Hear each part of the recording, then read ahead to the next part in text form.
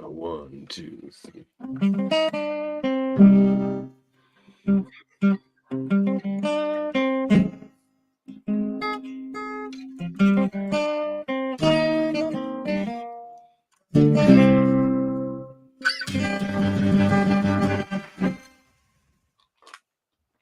Hello, and welcome to X-Rated, the X-Men animated review show. We are your hosts, Davan and André, and welcome to the next in our exclusive interview series with special guest, George Buza. Thanks for joining us tonight, George. Thanks for having me. Oh man, our pleasure. Super excited to have you on the show, George. Big fan. So definitely. Not even just. I feel like all the questions I want to ask him are Little's Tobo questions. So I feel like of all the Canadian actors that we've had in the show, you're certainly one of the more prolific that have been in so many projects that we all grew up with, like all through the years. So this marks 53 years in the business for me. Wow. In fact, this past Christmas, my wife and I just watched it was a Christmas Horror Story, and I was delighted to see that movie has the best. That movie is saved by the ending. The ending is the best. It's fantastic. It is, isn't it? Yeah, it's fantastic. It is. So, I don't want to ruin movie. It's a ton of fun. I was like, I my expectations were super low, but I went in with just saying this looks like it might be fun, and I had a blast. It's a super fun movie. It wasn't Shatner great? He was. He must have been an easy day for him. I'm assuming he just sat in the booth all day. So he did all that in one day. Yeah, it's great. Especially when he's a master. I don't want to reveal too much if anybody hasn't seen it, but it's a great little fun Christmas horror movie that you should check out. Well, welcome to the show, George. We're so happy to have you on. I haven't heard Littlest Hobo referred to in a very long time. Man, well, it was formative for us. Yeah. Well, I was just scrolling through the TV the other day, a few weeks ago, actually, and there was the episode with Patrick McNee, the jewel thief one. Yep. Oh, right. Oh, really? Wow, that's hilarious. I can't, like, the fact you still took me back to the mid 70s. I can't even imagine, like, of all the things that get remade, I don't know why that one never did. Like, I feel like now's the time for the Little Stobo remake. I want to see it. I want to see up for it. Yeah, 100%. You know, there were like a half a dozen dogs. Oh yeah. Oh, London really? London was the first. Different talent. Oh, I just thought it was London every time. No. They would spray paint the dogs to make them all look similar. Oh my God! Not paint, but like with hair color. Yeah. Wow. I do a little bit of acting as well, and I was in one of those Beethoven movies. You know, the dog, and they had the same thing. They had like four Saint Bernards, one that all did different things, but they had them all painted to look the same. That's awesome. Well, why don't you explain how we do things here, André? All right. Well, George, generally I ask you questions about your life and career. Davin asks you X-Men questions. So or other random Davin questions, we often call them. Yeah. That's cool. So just get into it. So where did you grow up? I see that you were born in the States, but you became a Canadian citizen in the 90s. Yeah, I was born in Cleveland. Wow. So what'd your folks do? Well, my dad worked at Ford Motor Company, and he was a lifer in the Army. My mom was an opera singer. Oh my God! And a church organist, choir director. She was heavily into music. Oh wow! So was she always? Pardon? Do you play or sing? I played guitar, and I did a lot of musicals in my younger years, but I kind of got away from all that. No, I never. Not that I didn't enjoy it. It's just that once I started doing TV and film, and I wasn't the greatest singer, but I could carry a tune. Oh, really? That surprised me with your sort of your deep voice. I figured you'd. Well, it doesn't matter to mean that you can hit all the notes correctly. That's true. I have one of those. I did the same thing. People are like, "Oh, you must be great at this." I'm like, "Not really." I try, but no. Nope. I was in Glee Club when I was in high school, but that was only because I went to an all-boys high school, and then you'd have co-concerts with an all-girls high school. So it was a strategic move. Strategic move. Yeah, your one chance to meet the girls from the school, right? Well, that's actually how I got into acting. Was I was going with a girl who was a student at the Lourdes Academy, and I went to St. Ignatius, and they were around the corner from each other. And we were dating, and they needed guys to try out for their senior class play, which was Oliver. And I'd never even seen a play before. I mean, I'd gone to my mom's opera performances, but an actual play, no. So I got conned into going in and auditioning for the part of Mr. Bumble, and I got it. And it was contingent. Your girlfriend tells you got to go and audition for the senior class play. You go and do it. If you want, happy wife, happy life. Mm-hmm. So I got this part, and the minute I stepped out on stage on opening night, I was sold. I said, "This is what I got to do for the rest of my life. Yeah, this is what I'm called to do." Was that just the reaction from the crowd, well, kind just of thing? And the feeling, the sensation of being able to entertain people and get laughs and to do a job well and get applause. All that was very, very rewarding. Once you got into the film work, did you go back to theater much? Because I do theater as well. I really got out of theater. I think the last play I did was 1986. Oh, wow. I totally immersed myself in TV and film, and theater is a long-term commitment for the love of the art, really. Yeah, and not for much money. No. So, yeah, depending, I guess, on where you are, but more often than not, it's a great basis. I would recommend everybody start in the theater, and if you can make a good living at it, then keep it up. But I was just so busy with doing television and films that there wasn't the time to go and do anything that was really itching under my skin to do. I mean, there were a few plays that I wish I had a chance to do.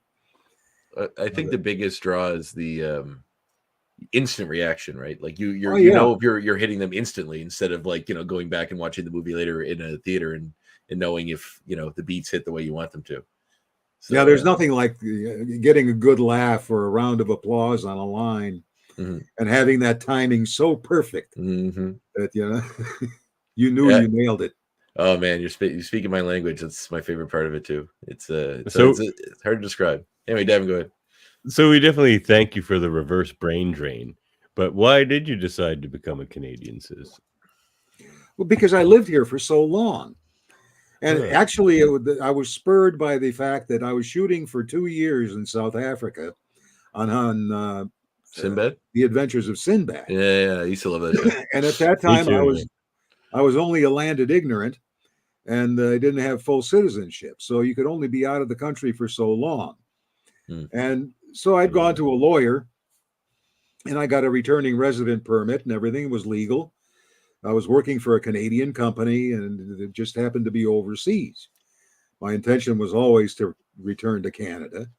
And the border guard, as I came back from the filming, said, "Oh, you're going to have so much fun at immigration. They're going to take you, they're going to send you back home because you've been out of the country so long." And I said, "No, because I got the papers." And dancing around the immigration office. That's right. Send me back, I dare you. In Canada.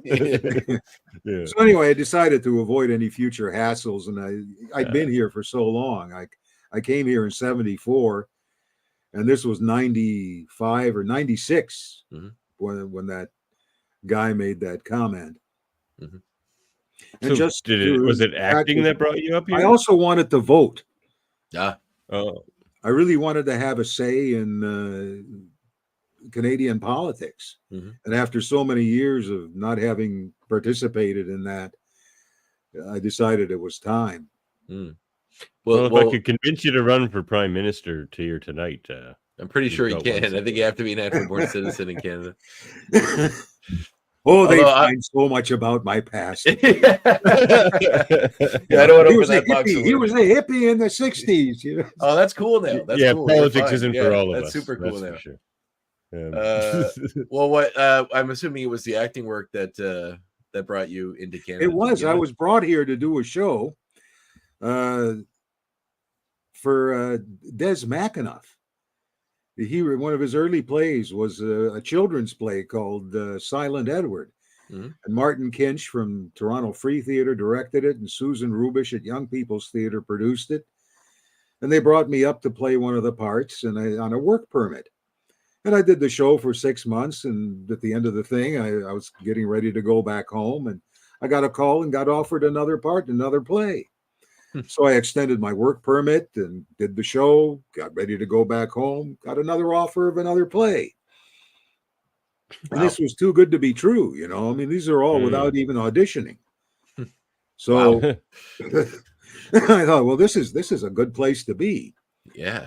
And I decided that I was going to apply for permanent resident status. So I talked to Susan Rubish, and she offered me an entire season of plays at Young People's Theatre. Martin Kinch offered me a couple of plays at Toronto Free Theatre. So I had 2 years worth of work, all booked. Wow.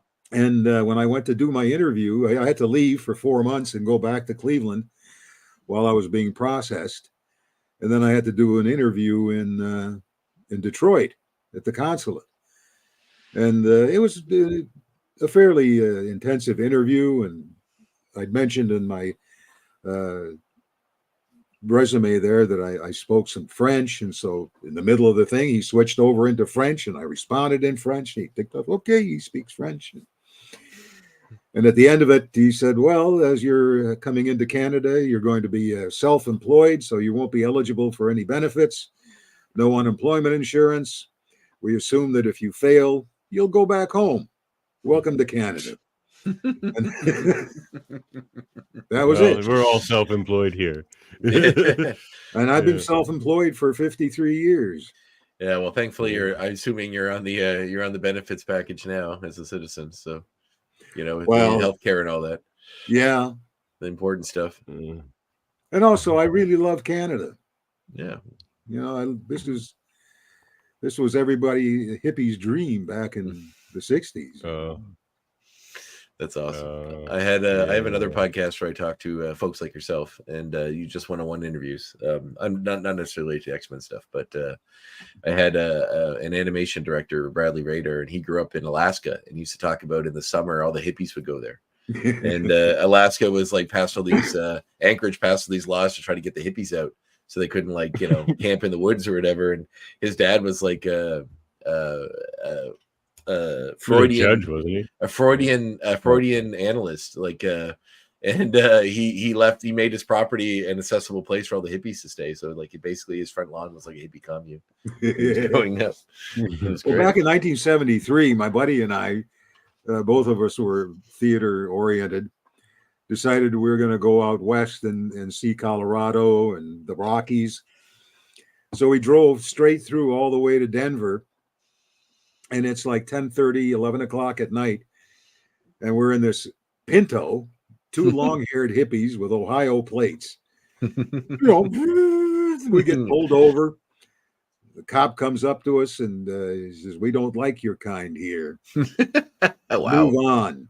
It was like, where are we? You know? Yeah. Denver, Colorado. Just like the Bob Seger song.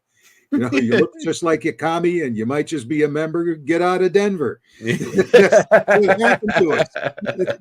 That's hilarious.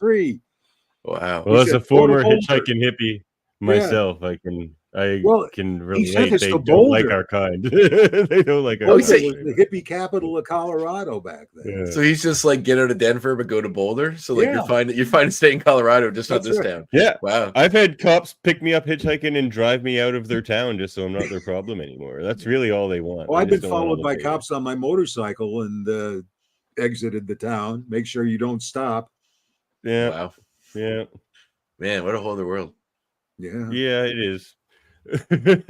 Well, when we had I should ask an X-Men question. Go ahead. I think it was Lenore when we had Lenore on. She mentioned that you were the only one of the main cast of the original show that knew anything about the X-Men at the time. Yeah. So how familiar were you with the material going in? Enough that when I read the dialogue and the characters, I knew it was X-Men, because they tried to put it off. They said they called it Project X, which is what they call everything. Yeah, that they don't want you to know the name of. So I'm reading it and I go, this isn't Project X, this is X-Men. Because I remember when X-Men #1 came out in 1963, I used to read Superman comic books. And went to my little 5 and dime store to pick up the weekly Superman for 12 cents. And right next to it, there was this brand new comic, X-Men. So I got that, and I'm looking through it, and it was kind of interesting, but it didn't really pull me away from Superman. Mm-hmm. But I was familiar with it, and I'd read several other comic books or X-Men comic books after that. But nobody else in the cast was reading comic books. So they didn't know what it was. To them, it was Project X. In my mind, it was like, well, you're calling it Project X, and it's X-Men. Yeah, I was going to say, it's funny. It's not like call it something else. Yeah. It's not the most clever of pseudonyms, Well, what do we call this, there, Charlie? I don't know. Yeah, well, you would have been familiar with the Beast character too, then, from that very first issue of X-Men. Yeah, well, that's awesome. Yeah. Cool. Well, I see your first credit TV appearance is Kung Fu, the original series. Oh, so, well, actually, that's not true. Oh no. The very first TV show that I did was Flip Wilson's Salute to Football. Oh wow! Okay. Not familiar with that one. I'm not, but the title alone is. That preceded Kung Fu was in the 80s. 75 it says on here, but it might not be. No, not in 75. I didn't even join ACTRA till 76. Oh, okay. Kung Fu was in the 80s. Ah, okay. Because, well, not only that, but Chris Potter left X-Men to go do Kung Fu. Oh, there was 2. Oh, is that why? I was wondering why he was. The original Kung Fu was done in L.A., and I was not in that. Oh, okay. I was in the Canadian version of it with Chris Potter. Kung Fu: The Legend Continues was The Legend Continues. Yes. That was another show. See, as a Canadian kid and growing up we're both in Nova Scotia.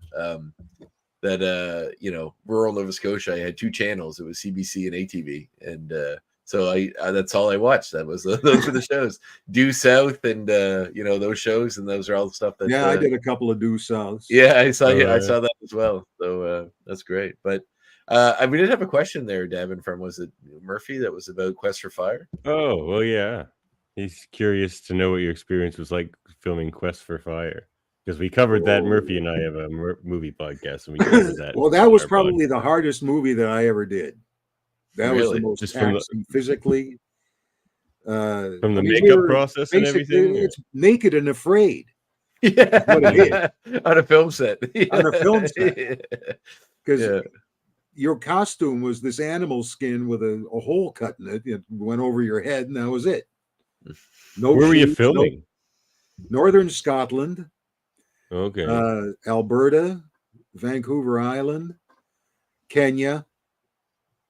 Oh wow, everywhere. Wow. Oh yeah, and then Northern Ontario.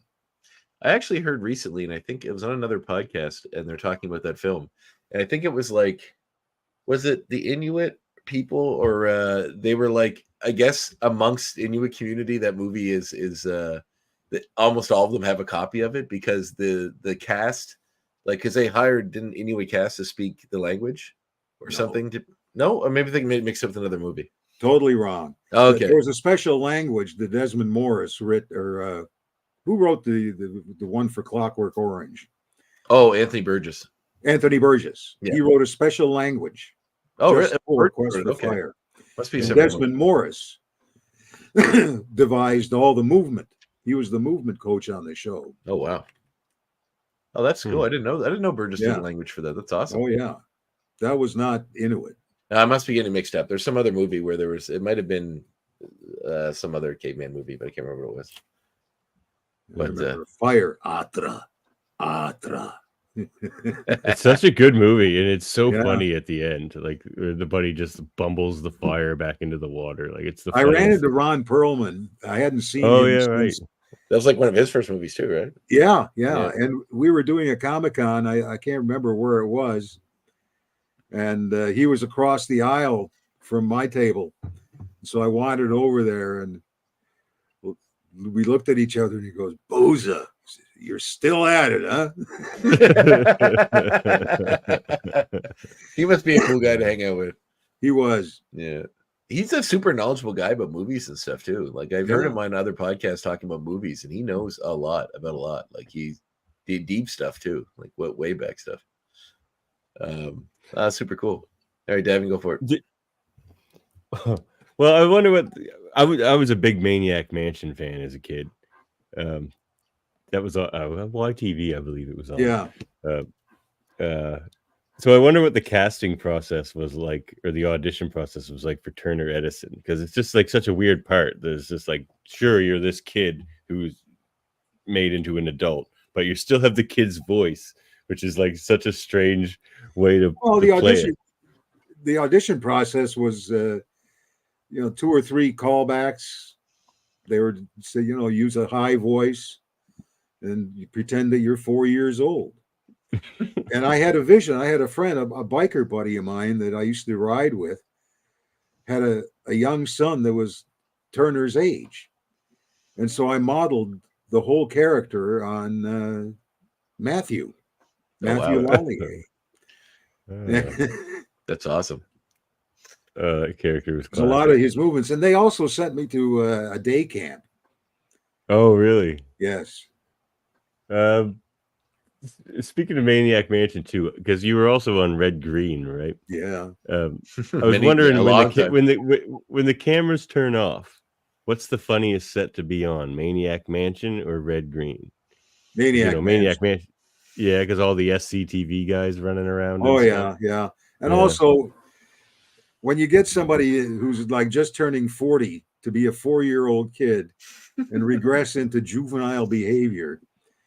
I palled around a lot with the young boy, Avi, and we go up into the rafters of the studio because they had, for some reason, the set decorators put out this bowl of mung beans. And right next to the table where there was all these straws.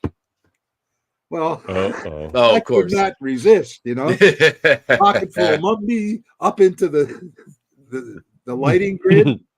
And a pea shooter, boom, popping all the crew with mung beans. That's amazing. It makes me laugh. Oh, that's awesome.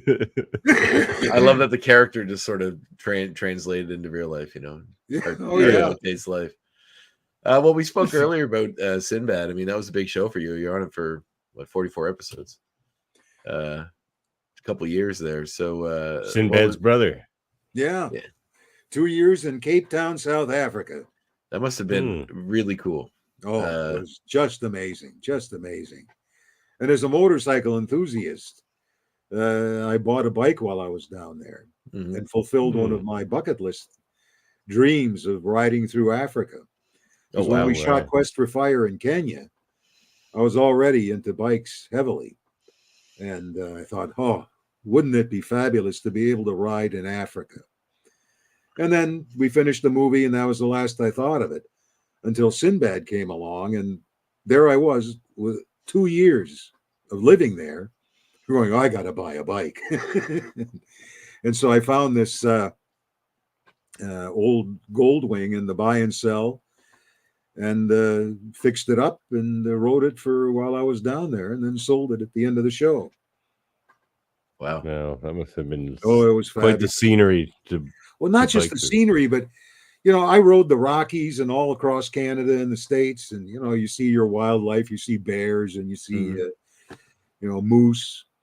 But here I was seeing elephants. I rode in this coastal road, and the entire road at this one curve was taken over by an entire colony of baboons.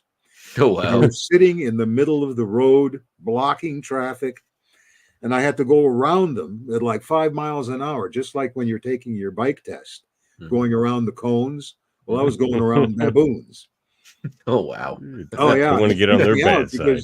They hop on cars. Oh, yeah. I had to hop on my car when I was driving through there, and they don't get off, and they'll rip your windshield wipers off and your side mirrors. They're a vicious animal. And I thought, oh my God, that's all I need is for one of these to decide to hop on the back of the bike to go for a putt. Yeah. No. Yeah. It's not the windshield wipers are losing then. No. I mean, they got fangs that are like 2 inches long. Oh yeah, they're crazy and they're strong. Vicious. They're crazy, yeah, and crazy strong. Like there was a whole movie made about this colony of baboons during a drought and a famine in Africa where they actually band together and they hunted down this guy, a human. Oh, geez. Yeah. I got to see that movie. I can't remember the name of it, but it sounds like the Ghost in the Darkness, but with a baboon. That sounds great. But with baboons instead of lions. Yeah. That sounds cool. Well, it must have been interesting being in South Africa at that time because like apartheid was only just a few years before. Yeah, like that must have been a really interesting. Well, I mean, scary but interesting time to be in there. Well, we got a question from MZ here. Did George audition for any characters besides Beast on X-Men, the animated series? And were there any mutants or villains he would have liked to have voiced? I was quite happy doing Beast, but I think I also read for Wolverine. Oh really? Yeah. I think it would have been There's a lot of competition for Wolverine. Yeah. A lot of folks said. Oh, you read for everything. Yeah. If you had a deep voice, they give you a choice of 2 or 3 roles to read for, and then they pick the ones that they thought you fit. Mm-hmm. Well, Beast has an irresistible charm. It's every scene he's in just puts a smile on your face. Anytime an actor creates a character, the basis on which he builds is himself. Mm-hmm. So you find those parts of you that are applicable to the character, and then you build the final character on top of all that. Mm. And there was just so much for me to identify with in Beast. I got bullied as a kid in school. I was a fat kid and grew up in the 50s.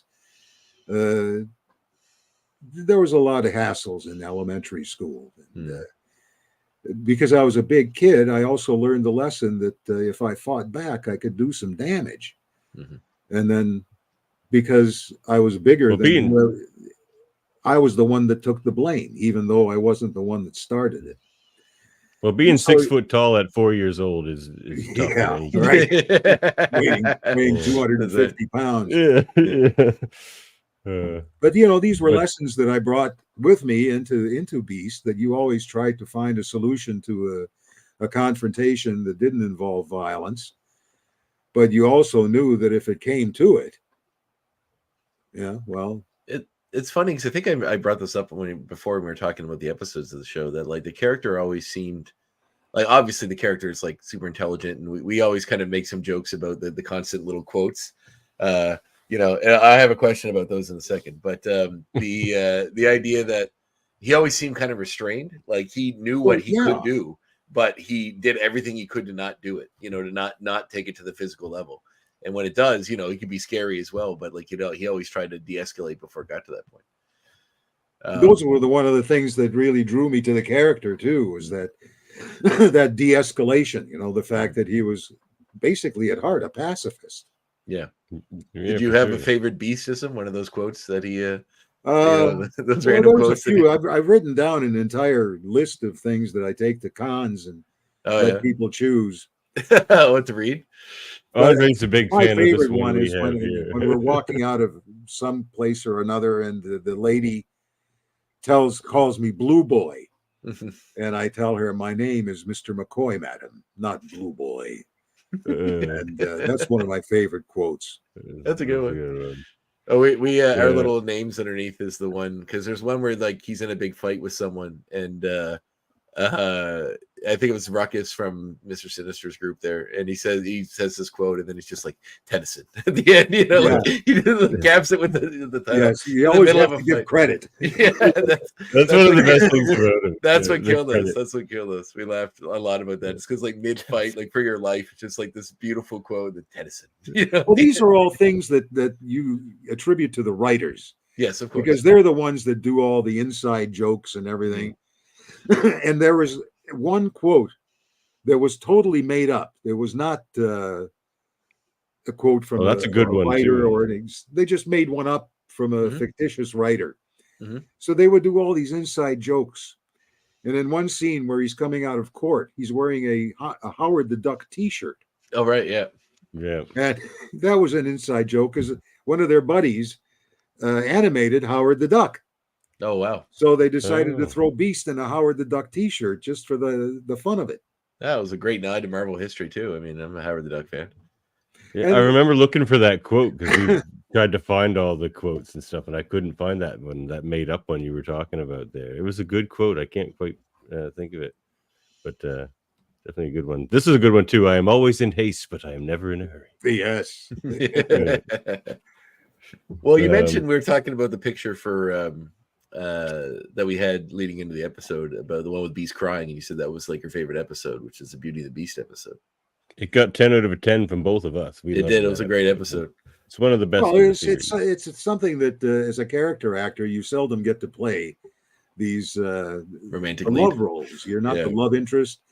You know, you're usually the heavy. And in the case of Beast, you know, he was the scientist. He was always spouting scientific gobbledygook and talking in 25-letter words, so that when you got to the point, he could actually exhibit his emotions and feel things that are beyond just throwing people around and coming up with solutions to scientific problems. Well, it also humanizes him because it humanized him too. Yeah. At that point, he was sort of funny, but he was also like the brain of the team. And like when you see him, you know, have a heartbreak and fall in love, it's like the last part of what being human is that you never really get to see them do. So it really adds to that level. Yeah. Do you resent, like, not resent, I guess, but like, do you like the term character actor? Because some character actors I find don't when you bring that up. Well, since you said it, I guess you're okay. One of the things that I was taught when I was a very young actor and just getting started is that you really don't deny what you are. Mm-hmm. You don't lie about what you can do. Mm-hmm. And you have to take a very realistic approach as to how people see you. Mm-hmm. You know, and when you're 6'2", I've shrunk in my old age, but I was 6'2", and you weigh over 250 pounds.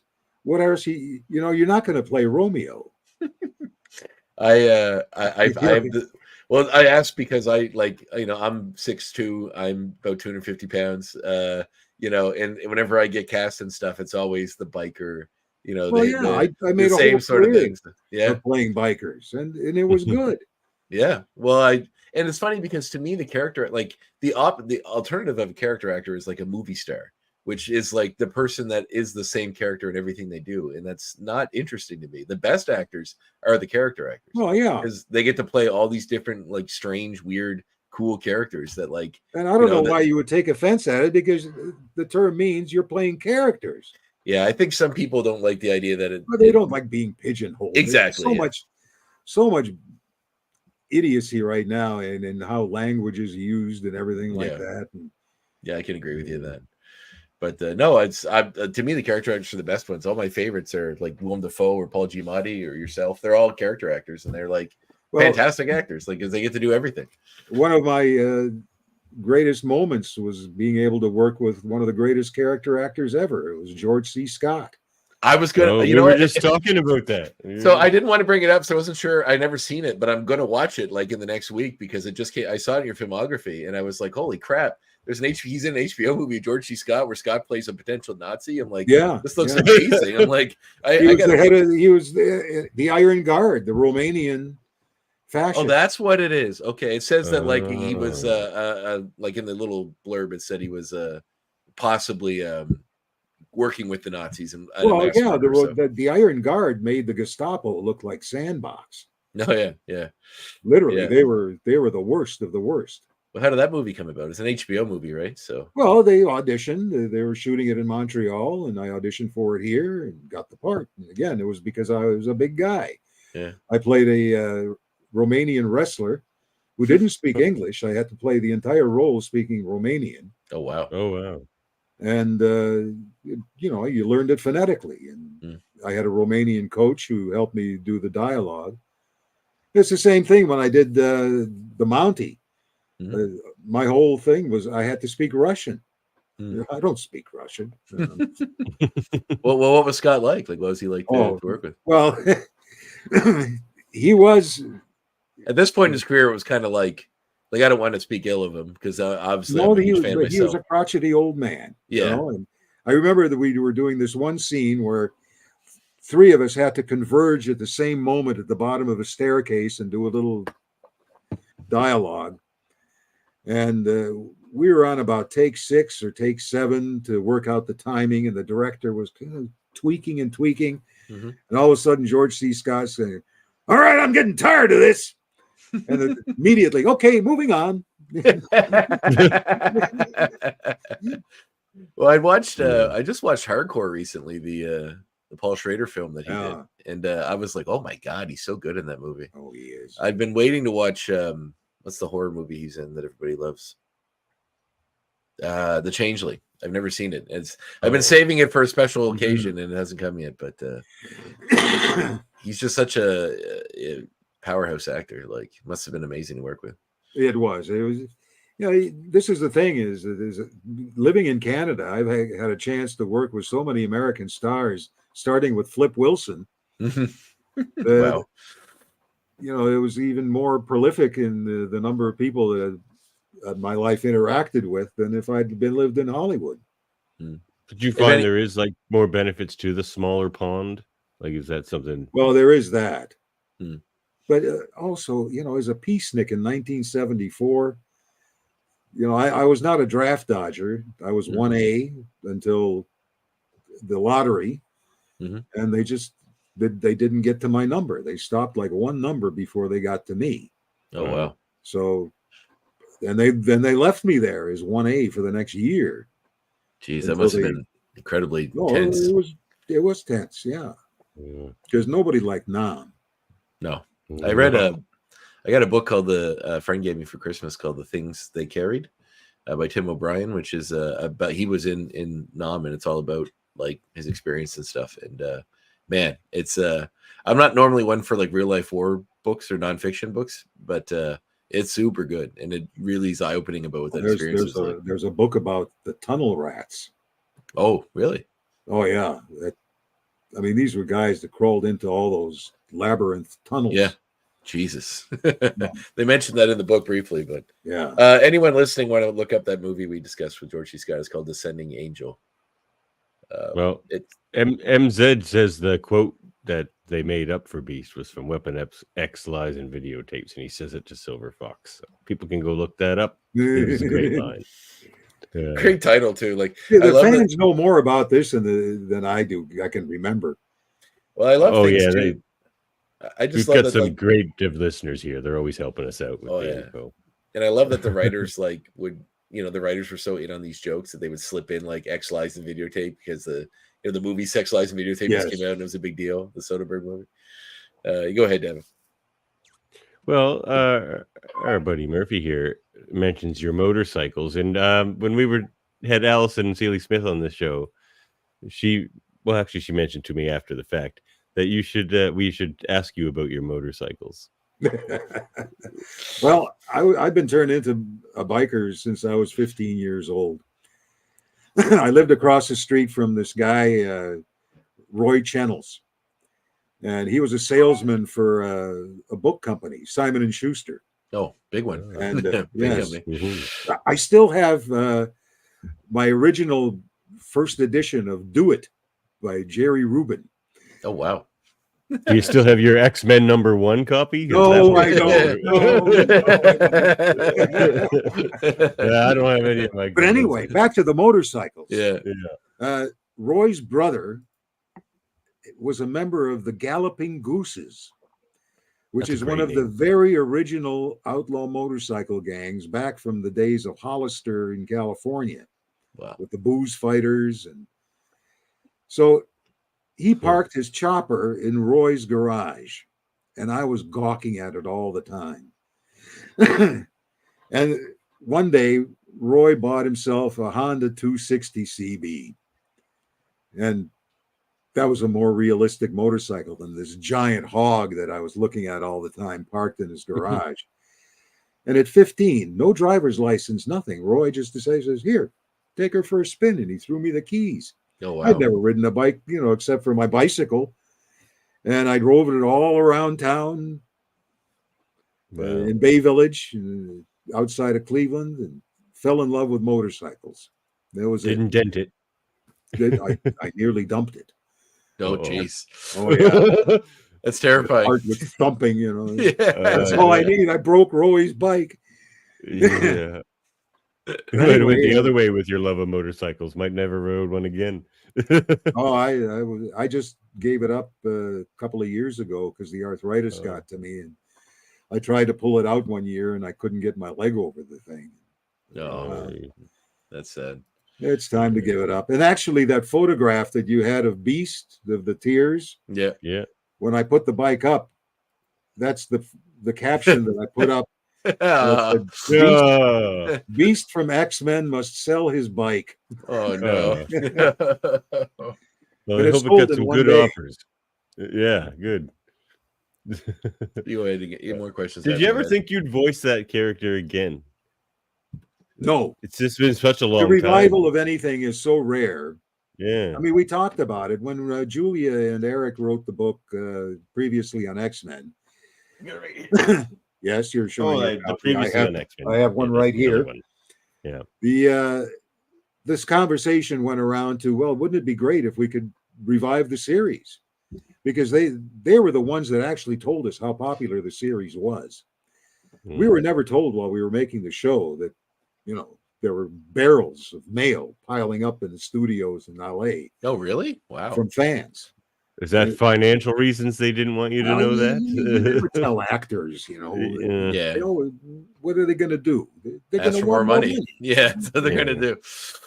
So you just keep them in the dark and go, well, I don't know if we're going to renew this or not, oh, please, just let them renew it one more year.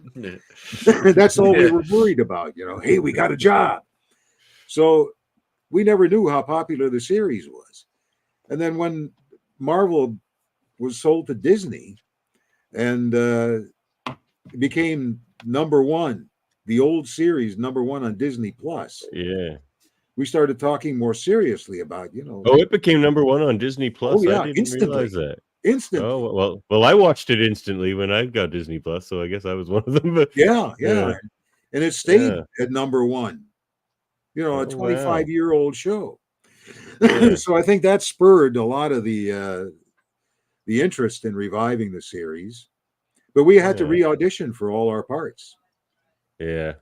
Yeah. Well, they wanted to see, does he still sound like him? Because people age and things change. Yeah. Yeah. No, they obviously been a couple different ways with some characters. So, well, some people were, too old already, and other people passed away. We've lost a number of cast members. Yeah. Norm and David, anyway, right? Yeah.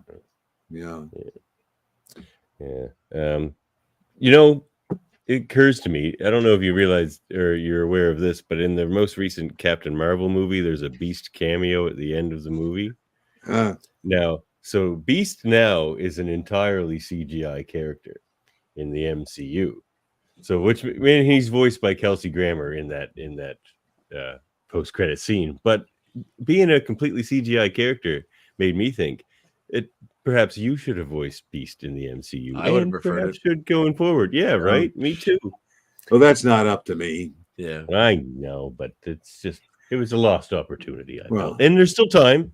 There's still time because the X-Men's coming in the MCU. So, was your involvement in the X-Men movie, the original film, like just as a fun nod to your role in the? I actually went in there legitimately auditioning for the part of the trucker. Because when any American movie comes up to Canada to film, all the lead roles are cast by the American stars, and then all the incidental characters are cast locally. Mm-hmm. So my agent set me in to read for the part of the trucker, number whatever it was, and didn't even have a name.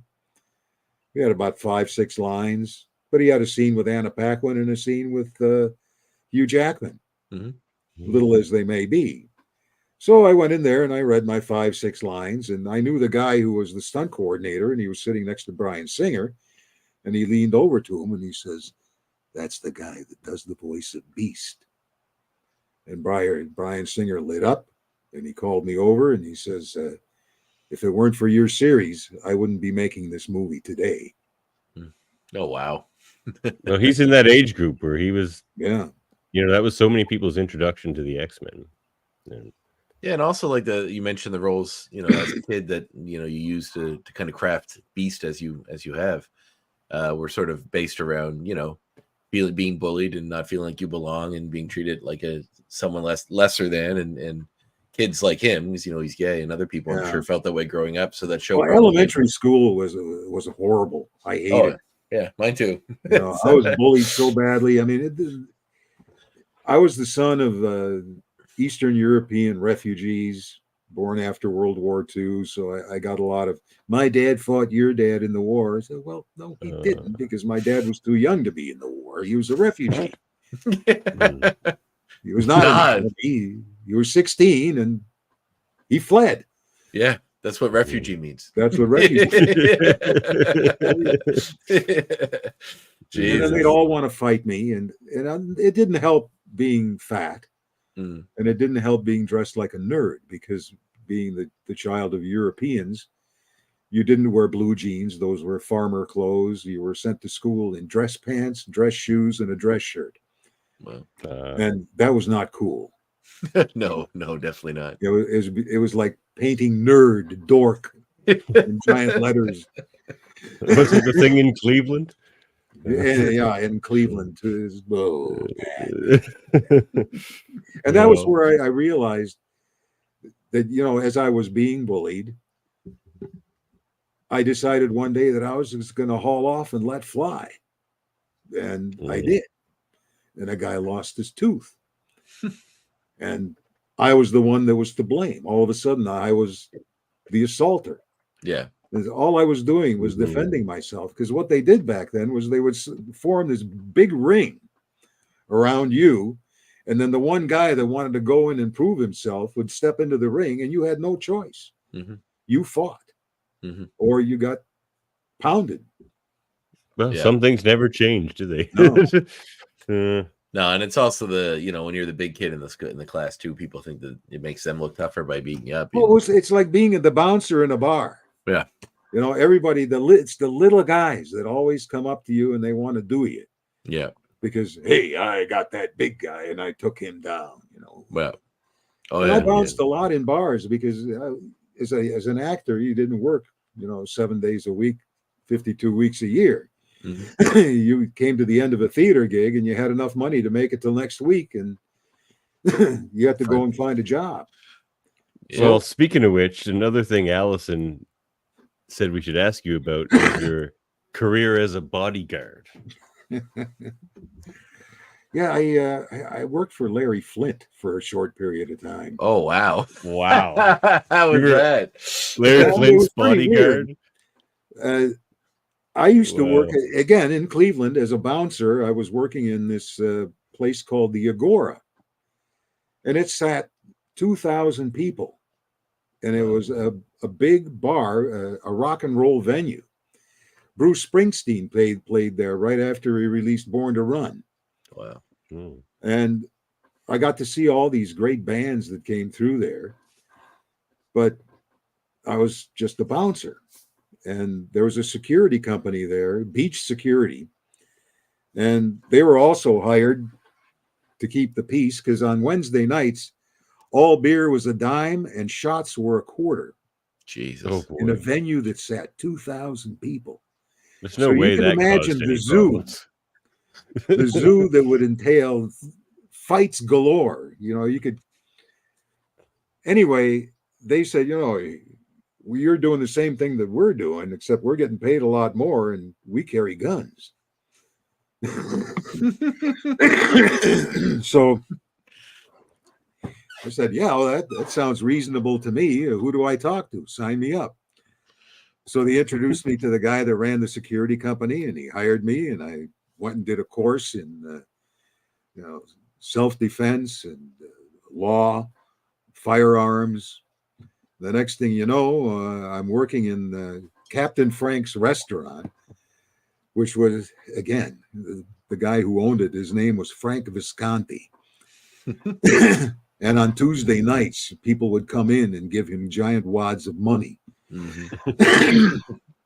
And I had to walk him to his car and make sure that everything was basically looking after Captain Frank. Mm-hmm. Never asked, what he used to do, but I had a good idea. Yeah, you probably keep jobs like that by not asking questions like That's that. Right. Yeah, exactly. So, and then one day Larry Flint came in, and was this before or after he had been shot? I was this big guy, and he said, "Talk to your manager. I want to hire you as in my club." Oh. So I called the guy who ran the security business. I said, "I think I just got us a new contract, the Hustler Club in Cleveland." And he says, "Okay, I'll give you 10%." Wow. Fantastic. And you get to work there. Wow. Nice. And so that was, I did that for a while. This is what sent me to Colorado, was after working there for, 6-7 months. It was like, holy mackerel, where am I? I wanted to be an actor, and here I am working nights with all this, like, really dangerous people. Yeah. Was this before? This isn't acting. This is all real, the gun I'm carrying is real. Was he in the chair when he hired you, or is that before that? No, he just came down from the hills of Southern Ohio. Okay. This was 1973.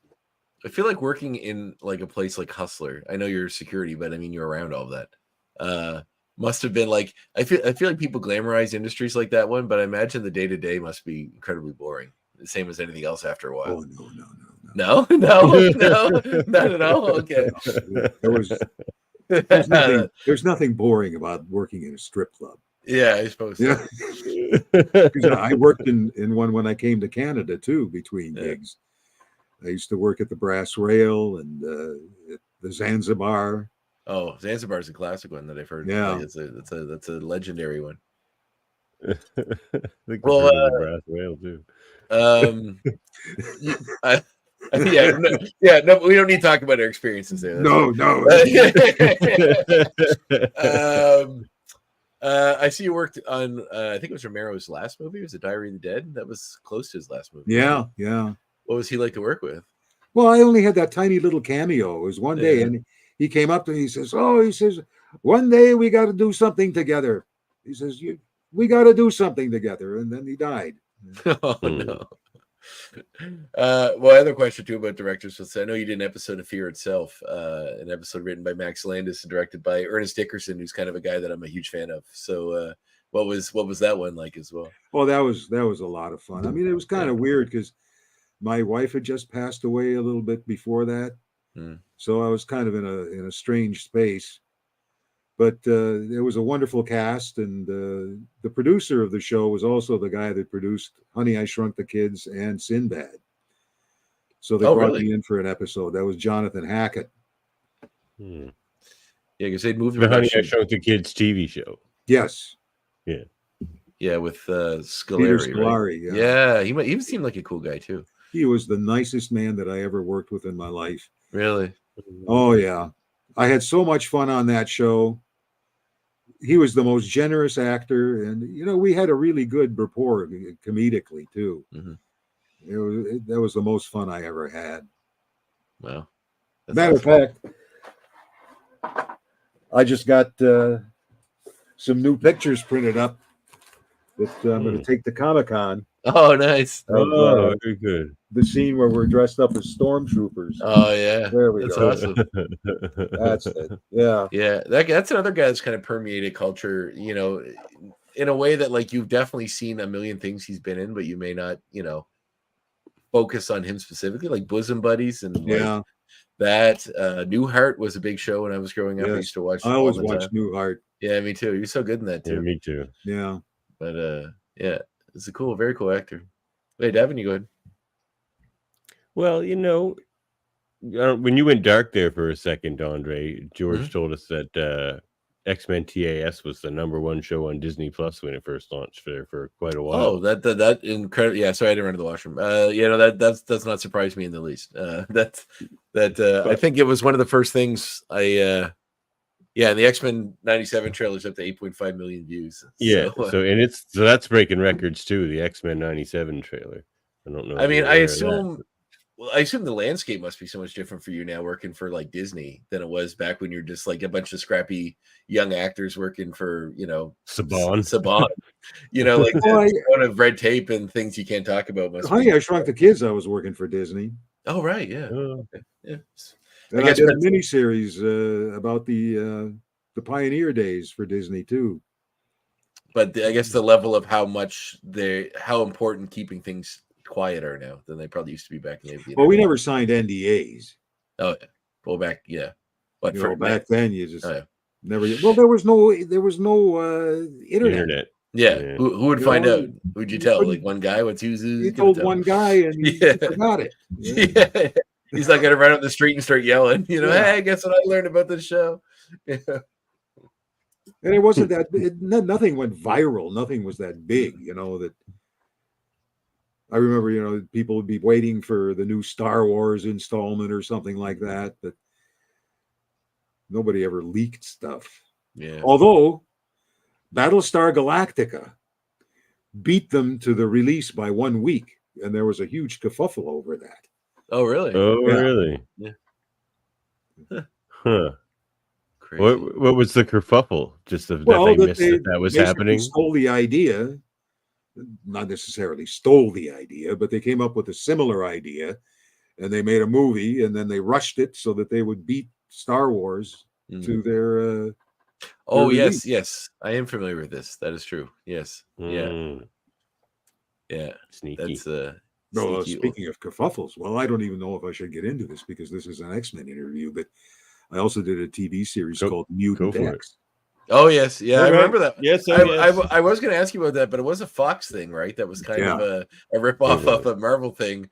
Well, there was actually a lawsuit, and they decided that the Mutant X was different enough that there wasn't any copyright infringement. Yeah, their Professor X wasn't in a wheelchair. That was about the difference.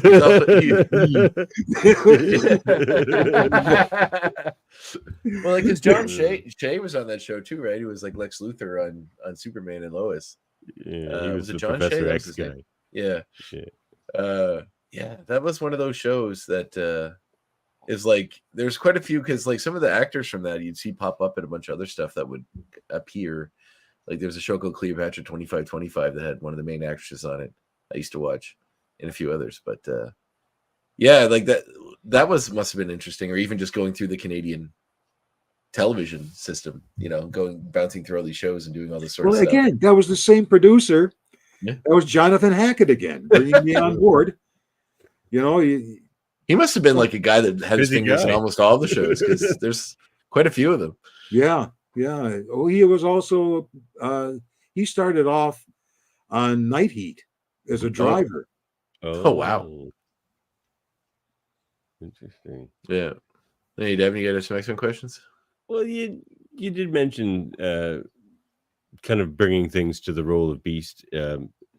Was the Shakespearean qualities that he has something that you brought, or was that like direction? No, he's very Shakespearean. I mean, the enunciation and the way Beast spoke was theatrical. In that very much so. It makes a lot of sense that you did theater now that I know that because I did a season at Stratford until John Hirsch told me, well, you don't really belong here. Oh, it's a good way to find out. Yeah. What was that about? Well, I knew that.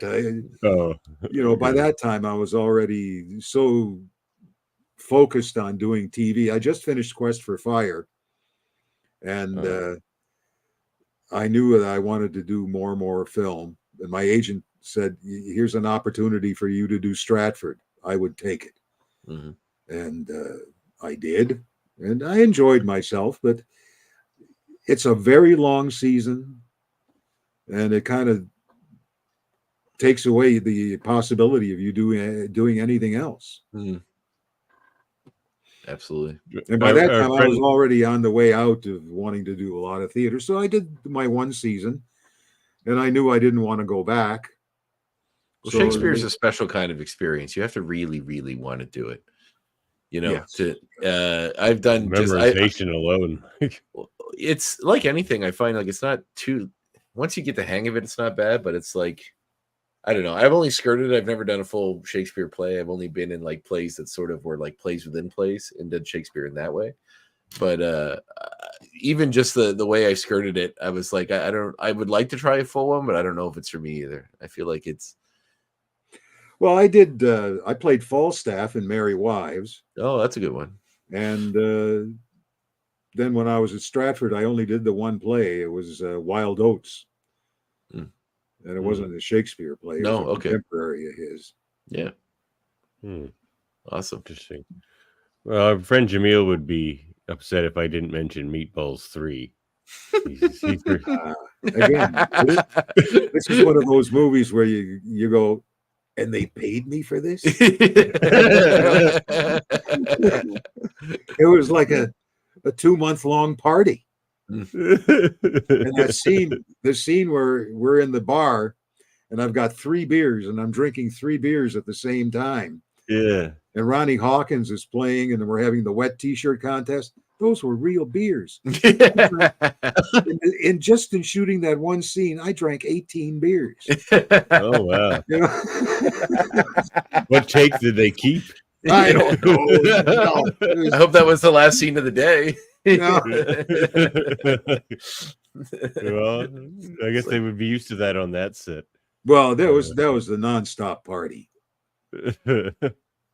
Oh man! Oh, like can't wait for X-Men '97. A lot of people are very excited for. Well, they've only got a week to wait.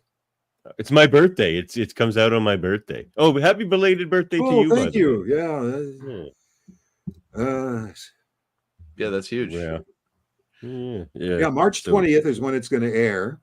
Yeah. And March the 13th is when they're having the little screening in LA. Oh, awesome. Are you going down for that? No. We have to do Comic-Con on the 15th. I was going to ask you how that's been, because like, is it only recent that you guys have been doing it as like all of you going together? Or it started when Jarek and Julia published their book. Mm-hmm. They had an agent, Mike Perez, who was looking for people to take to Comic-Cons, and he was their agent. And they decided to get together a number of the cast members and go to New Braunfels, Texas, for our first X-Men reunion. And it was a pretty small show, but we all had such great fun. And meeting the cast, the fans. It was the first time we ever came face to face with people who were fans of the show. And this was what really enlightened us to the fact that we really made a difference in a lot of people's lives. And we had no idea at the time that we were doing it, that, we were doing anything more than just making a Saturday morning cartoon, an action cartoon. We had no idea that there was actual, emotional investment by our fans, because none of that was shared. It was kind of a double whammy effect, because not only was it one of the first times the comic books were really kind of brought to life in an accurate way that the fans really appreciated, but it also the fact that it was the X-Men and it spoke to people about, being on an outsider in those issues as well. So it was this double whammy effect that I think helps it sustain so long. Yeah. Well, sure. I think it was so much fun, and that was the first time that we got together and started doing the shows. And then after that, we did about 3 more shows that year. And then we got another agent, Byron Burton, who started booking us into larger shows. And then we started doing, we did shows in Los Angeles and New Orleans, Portland, Nashville, not Nashville, but Chattanooga.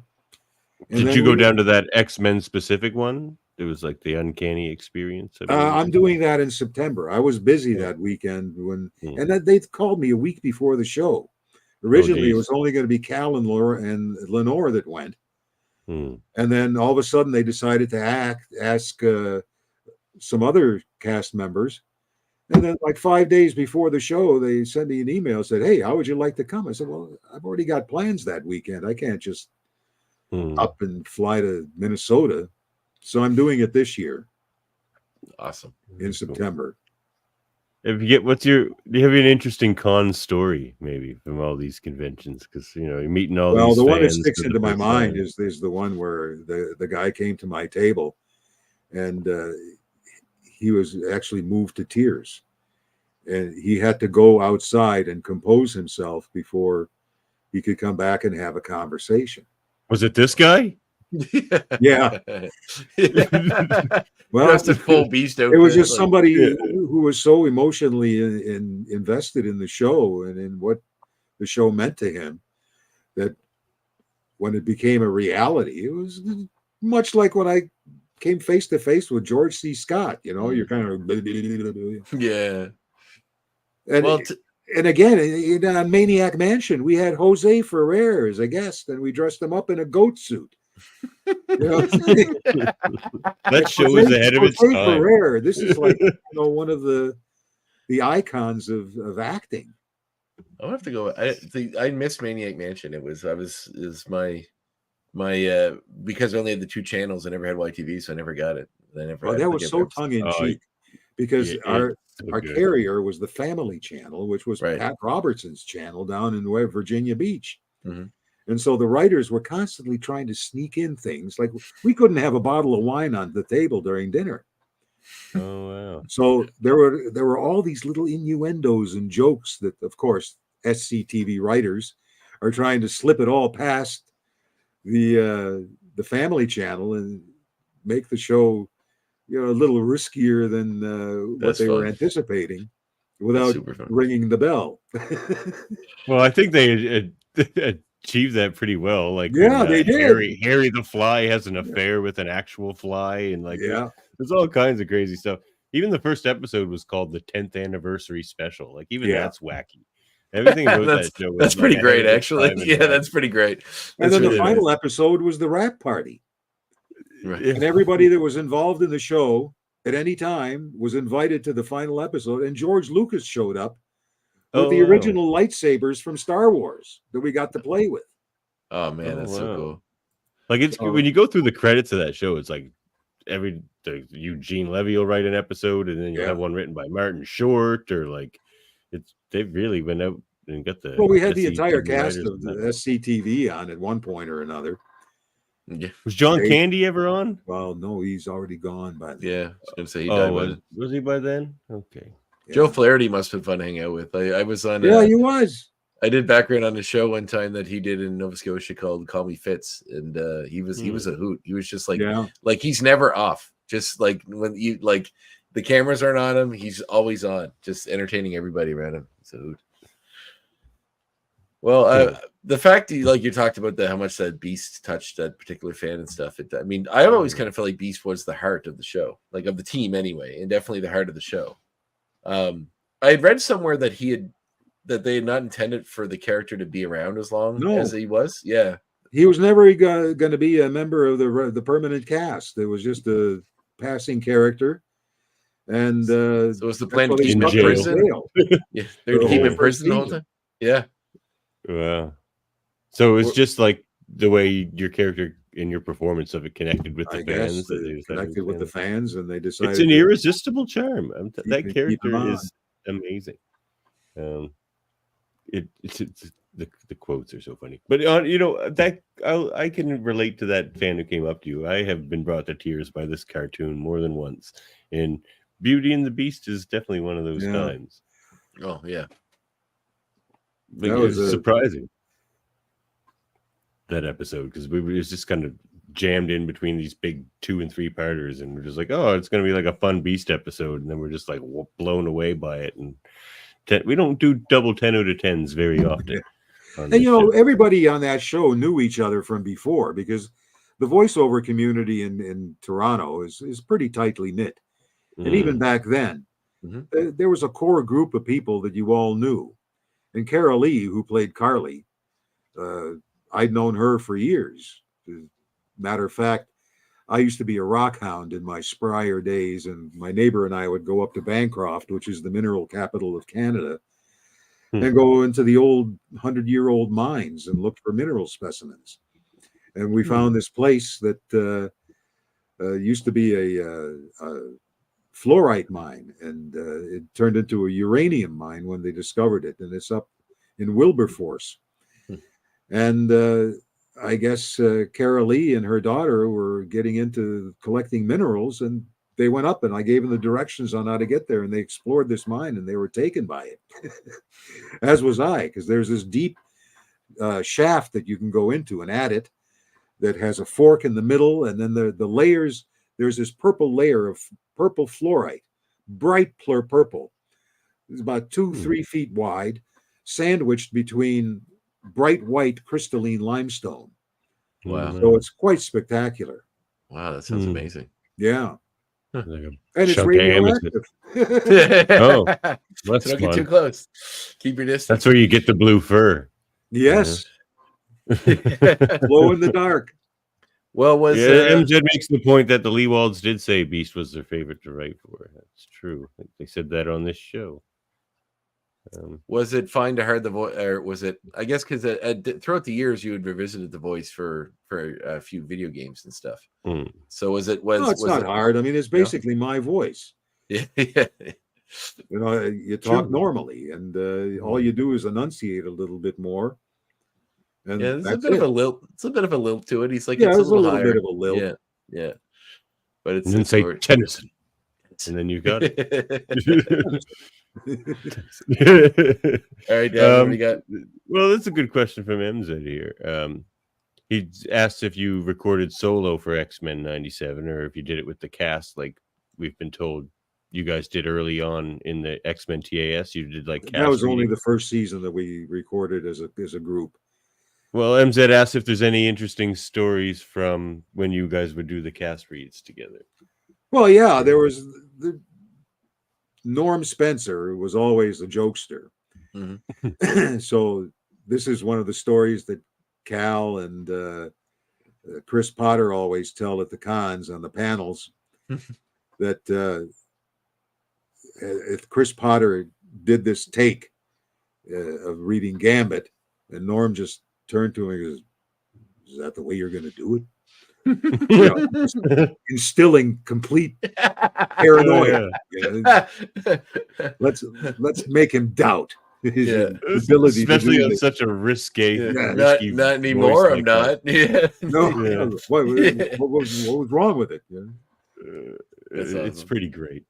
But we, there in those days, there was a lot of joking around, and we didn't really do a lot of ad-libbing and stuff. I mean, it was a tight schedule, and in the booth itself, all the producers were there, and the director was there. It's not like now where everybody was on a screen, and you go in and it's you, a microphone, and the engineer, and a TV screen with just like this, with the director and the producers all in little squares and various. I mean, then everything was sent down to Los Angeles on cassette tape. We do the recording in Toronto, and they courier it down on cassettes.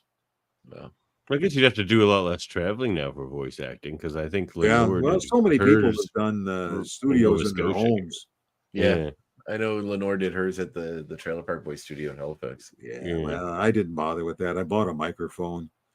Oh wow! So you just did it right from your house? Yeah, I'm in my office. You can see the easier. coat hangers on the door behind me. Yeah. This is my little per voice cabinet of Beast memorabilia. Very cool. There they are. All the toys that people have gotten me over the years, and you never have too many toys. No, well, not at all. There's no more room for them now.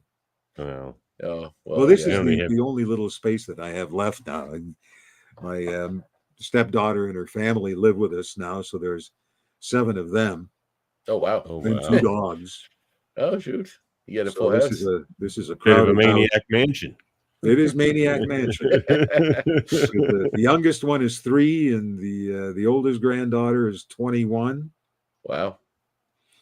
And they all live here. Then the 2 dogs, and we love them all, and they're the best thing that ever happened. Do you spray paint one dog to look like the other dog? They actually they look identical. They have the same markings, except one is an English bulldog that weighs about 60 pounds, and the other one is a Chihuahua. But they have the identical same markings. Oh wow! Now there's your Littlest Hobo remake Littlest there. Bozo, yes. Yeah. But it could be more than one dog. The Littlest Hobos flying up. Yeah, flying up the chain. See what CBC thinks. I'm sure they can bring it back. Bozos, that was the first celebrity that I ever met as a kid. Bozo the Clown. Bozo the Clown. Oh wow! Mine was Mr. Dress Up, I think. Another Canadian icon. I think mine was Fred Penner. It's probably someone like that. So another Canadian icon. Awesome. This was in Cleveland. Yeah. Oh yeah. No, Bozo was very famously an American clown. Yeah, that's funny. So I don't think we have an equivalent. Well, kids entertainers to the extent. Yeah. Well, I know you can't tell us anything about the upcoming show, so I won't bother trying. But Davan, it's only days away, so there's nothing really to tell. That is true. But the internet is up where we left off in '96 when we stopped recording, and they've stayed true to the characters. Were you allowed? Like, does the cast get to see the episodes in advance? Or no, we saw little snippets of it when we did the ADR. Okay. The animation looks spectacular. Yeah. Of course, technology is 25 years further than it was before. And also they were looking for the cheapest animators back then. Saban was not exactly known for their open, deep pockets. We've gotten a few Saban stories. Hey, we had to buy our own show jackets. Oh my God, really? You had to take your own jackets at the show? Oh my God. You still have it? Yes, I do. Oh, that's awesome. It doesn't fit anymore because it's a triple extra large, and I'm now down to a size XL. Wow. Is that the one Cal still wears? I think Cal still wears his. Still wears his. Well, I love Saban. It kills me that like everything about them is just scraping pennies. The biggest show they have was Power Rangers, which is mostly just reusing and footage Japanese TV show and recording interstitial scenes. It's just so funny. Well, they were animating us in the Philippines. Yeah, right. Well, two very, very distinctly different studios. We've come to realize. Oh yeah. There's a stark change once it hits the other studio. But no, it looks beautiful. The trailer's amazing. I mean, I know the internet's exploding with people being, waiting for any. I just hope that it's successful because we've hyped it so much. So have we. So our reputations are on the line. I hope people are not disappointed. I know that when I was reading the scripts, it felt like the old days, like I was reading the original scripts from the 90s, and I could hardly wait to find out what was going to happen in the next one. Oh, that's awesome. Well, they've rated it 14, for 14 and up. It got a higher rating than a normal Disney cartoon. Well, because the people, most of the people watching this are not going to be kids, like new kids. It's going to be people like us, and probably people. I would assume that the bulk of the audience is going to be nostalgia driven, but. Well, the show always did deal with a lot of adult issues. It really did. But I guess kids it affected kids as well. Yeah. So the show did never set out to strictly be for kids. No. They wanted it to be universally applicable to life. Yeah. And this is the way they wrote it. And it was. And I can't imagine it's not going to be successful. It's got to be. It's even more pertinent today than it was 25 years ago. Yeah. Sad times. I see the world has deteriorated so much. Oh, yeah. And we can't get along. When I was a hippie back in the 60s, we thought we were going to change the world. And I've said this before in other interviews. And I'm really disappointed that it's gotten worse. Because I really thought that, we found the answer, that peace, love, and that was going to make things different. Oh, I still think it's the answer. I just think it is, but there's fewer people that believe in it these days. I agree. Everyone, I feel like the world is made up of so many microcosms now. It's not just the need to try to find common ground with somebody else that you may not agree with is getting harder. You don't need to anymore. You can just go find a weird community that agrees with you online, and then you can feel great about whatever backwards opinion you have because you don't have the violence. Yeah. Oh yeah. the violence that. Yeah. When I first came to Toronto in '74, we didn't lock our doors, and I lived in Cabbagetown. Exactly, I lived where the studio is that we record X-Men in.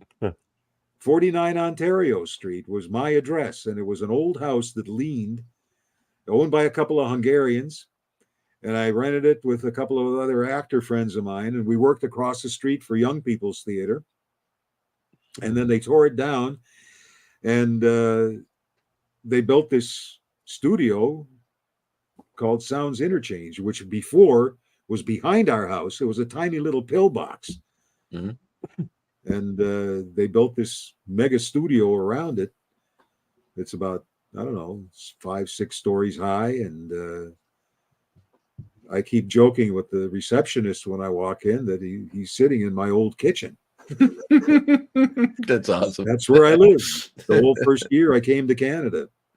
Wow. So that was also a mind-blowing experience to go back and not only record X-Men in the same studio we did in '94 through '7, but that's my awesome. old house, you know. That's I remember sitting on the front stoop drinking a beer, watching them build the CN Tower. Wow, that's amazing. So we've heard that like a lot of you have been recording season 2 already. Have you already done season 2 as well?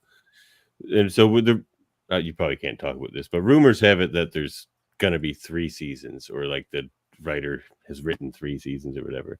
We have no. But I just wonder if they've like had given you a cutoff, or if maybe things are open for like if it's successful to keep spinning. Oh yeah, they've signed us to a fairly long option.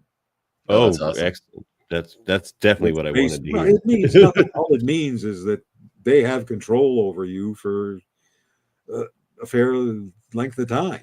Well, as long as it's successful, they can. As long as it's successful, it means we fans have control. We can make it happen. Fans have control. They can just keep renewing us as long as they want. Yeah. Well, hey, I hope so. Here's to 10 years. And nobody's really arguing about that. I mean, no. The fact that at our age, you know, we can still work. Well, it must be, comforting to know that something you did, that seemed like a not disposable, but something you'd done and then moved on to more stuff, has such a lasting effect on, a whole generation of people. Yeah. And it gets to come back and gets to do it again. Today. Yeah. And that you can still do it. Yeah. And it's still like, I'll go into like a nerd arcade or a nerd bar somewhere and it'll be playing on the TV. Like it's what people, they're still, it's still there. It's still going. Yeah, well, my grandson goes to school and he goes, "My grandfather is the voice of Beast on X-Men." And I go, "No, he's not. You liar! They don't believe me." That's the guy from Frasier. You know it. You're like, when you have to like record a video of you doing it just to prove it, or I feel like that's. I won't go to that. Yeah.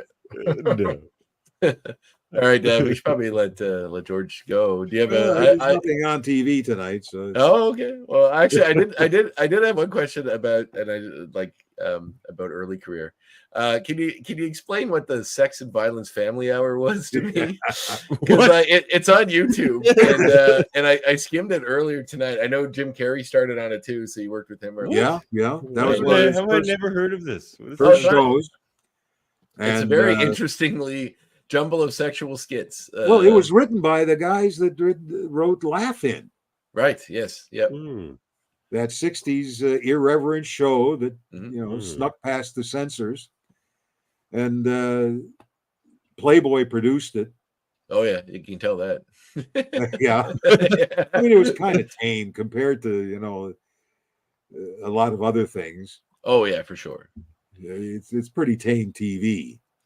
But it was a heck of a lot of fun, Again, how can you not have fun with dancers? Yeah. Oh yeah. And Jim Carrey might like it, especially. I guess that was early because that came out in what was that? It was 83 or something. 83. Yeah. So this is like way before he hit, really. Yeah. So must have been a hoot watching him kind of come into his own. Yes, we had a lot of fun doing that because a lot of it was improv. Oh really? Okay. Oh yeah. We made up a lot of our own sketches, like that. The guy that did the Flasher, Chaz Lowther, Mm-hmm. He was the guy that would flash everybody, and the ladies would hold up the signs. Well, we devised this little scene where I played Onan the Barbarian, and I'm there biting through this steel chain, mm-hmm. and he comes and he flashes me, and I drop the chain, and I go, "Oh, look!" And I grab it. He had a hot dog on a string. And I grabbed the hot dog and took a big bite of it and walked off the scene. And he fell over. That was awesome. a totally improvised skit. Oh, we made it up on the spot. So is comedy something you always wanted to get into? Well, as an actor, you have to be able to do everything. Yeah. One of the things that, again, when I was an apprentice, I don't want to be a name dropper, but my mentor was Robert England. Oh, wow. Oh, really? Yeah, at the Great Lakes Shakespeare Festival. Yeah, he had quite an extensive career in theater before he got, And this was something that, as a young actor, they taught us that you have to have as many skills as you possibly can, learn how to do everything, and you don't lie about what you can't do, and where was I going with this again? Oh, just well, that's interesting because I've heard other actors say you always lie about what you can't Which do, is stupid. and then just if you get the role, just learn it. That's what I've heard actors say. Sometimes you don't. I had to give motorcycle riding lessons one time on a set because half the people had never been on a bike before, and they said they did. You hear so many stories about people that can't ride horses. Ride in a pack, yeah, and the guy that you're 6 inches away from has never ridden a bike before. Yeah, well, that's scary. That could cause a lot of problems. There's so many stories from like sets where like people said they could ride horses. When they wanted the job and stuff like that. I never lied about that. Yeah, God no. And I've been through. I hate ride horses, and I are not good. The very first the Campbells. I did an episode of the Campbells. Yeah. And it was late in the day, and I'd been waiting all day and sold the horse, and it knew that I was a little shaky. Oh, and I put my one leg in the stirrup, and I get my other leg over, and the horse just went. Oh. And I went over. Oh. No, thank back you. On the horse, did it again. The horse again went whoop. Flicked his shoulder, over I went. Finally, I got on the damn horse, and we're shooting the scene, and all of a sudden, I'm supposed to go down this trail. And the horse decides, no, I'm not going down that trail. And even though I'm pulling the reins, the horse goes back in the barn. the owner says, well, it's the end of the day, and he knows he's done working, so he's going home. That's awesome. And on Sinbad, we never had the same horse twice in a row. Oh, no. So it was always, you never knew what you were going to get. Is that for a reason? That, again, we're galloping along and doing this thing, and all of a sudden the horse takes off and heads into the lake. What the heck is this? And the owner comes running over. He goes, oh, he can't pass by water. He loves to go swimming. And I go, why is he on set? Why am I riding him? And again, another new horse comes in, and I'm sitting on we're doing close-ups, so we're doing dialogue. And all of a sudden I dropped out of frame. And this is because the horse lays down on the ground with me on it and starts rolling around. Oh, geez. And again, the owner runs up. He says, oh, he didn't get his roll in the grass this morning before we came to set. So he's taking it now with me on it. No more horses. Yeah. And this was because the producer had just watched this movie. The one with they remade it with Denzel Washington. Anyway, he thought, hey, we got to get horses in Sinbad. So all of a sudden, horses appeared on set. We're sailors. Oh, the Magnificent Seven. The Magnificent Seven? Would that be the one? That's it. The Magnificent Seven. Yeah, okay, yeah. The producer, David Gerber, watched the Magnificent. He said, we got to get horses. Horses. We got to get these guys riding horses. Oh, God, no. Yeah. Jeez, thanks. Well, you mentioned Robert Englund. Did you have a proclivity for, like, I noticed you're in some fun 80s horror movies. In fact, I just watched the other day, me and I have a group of friends that we catch this show that's on Shudder, which is like horror movie Netflix, Joe Bob Briggs thing. And it's like dinner and a movie from back in the day. They show the horror movie and the guy interrupts with talking about it. But they showed The Brain, which I saw you in. So it looked like a kind of a fun movie to work on. Well, it was.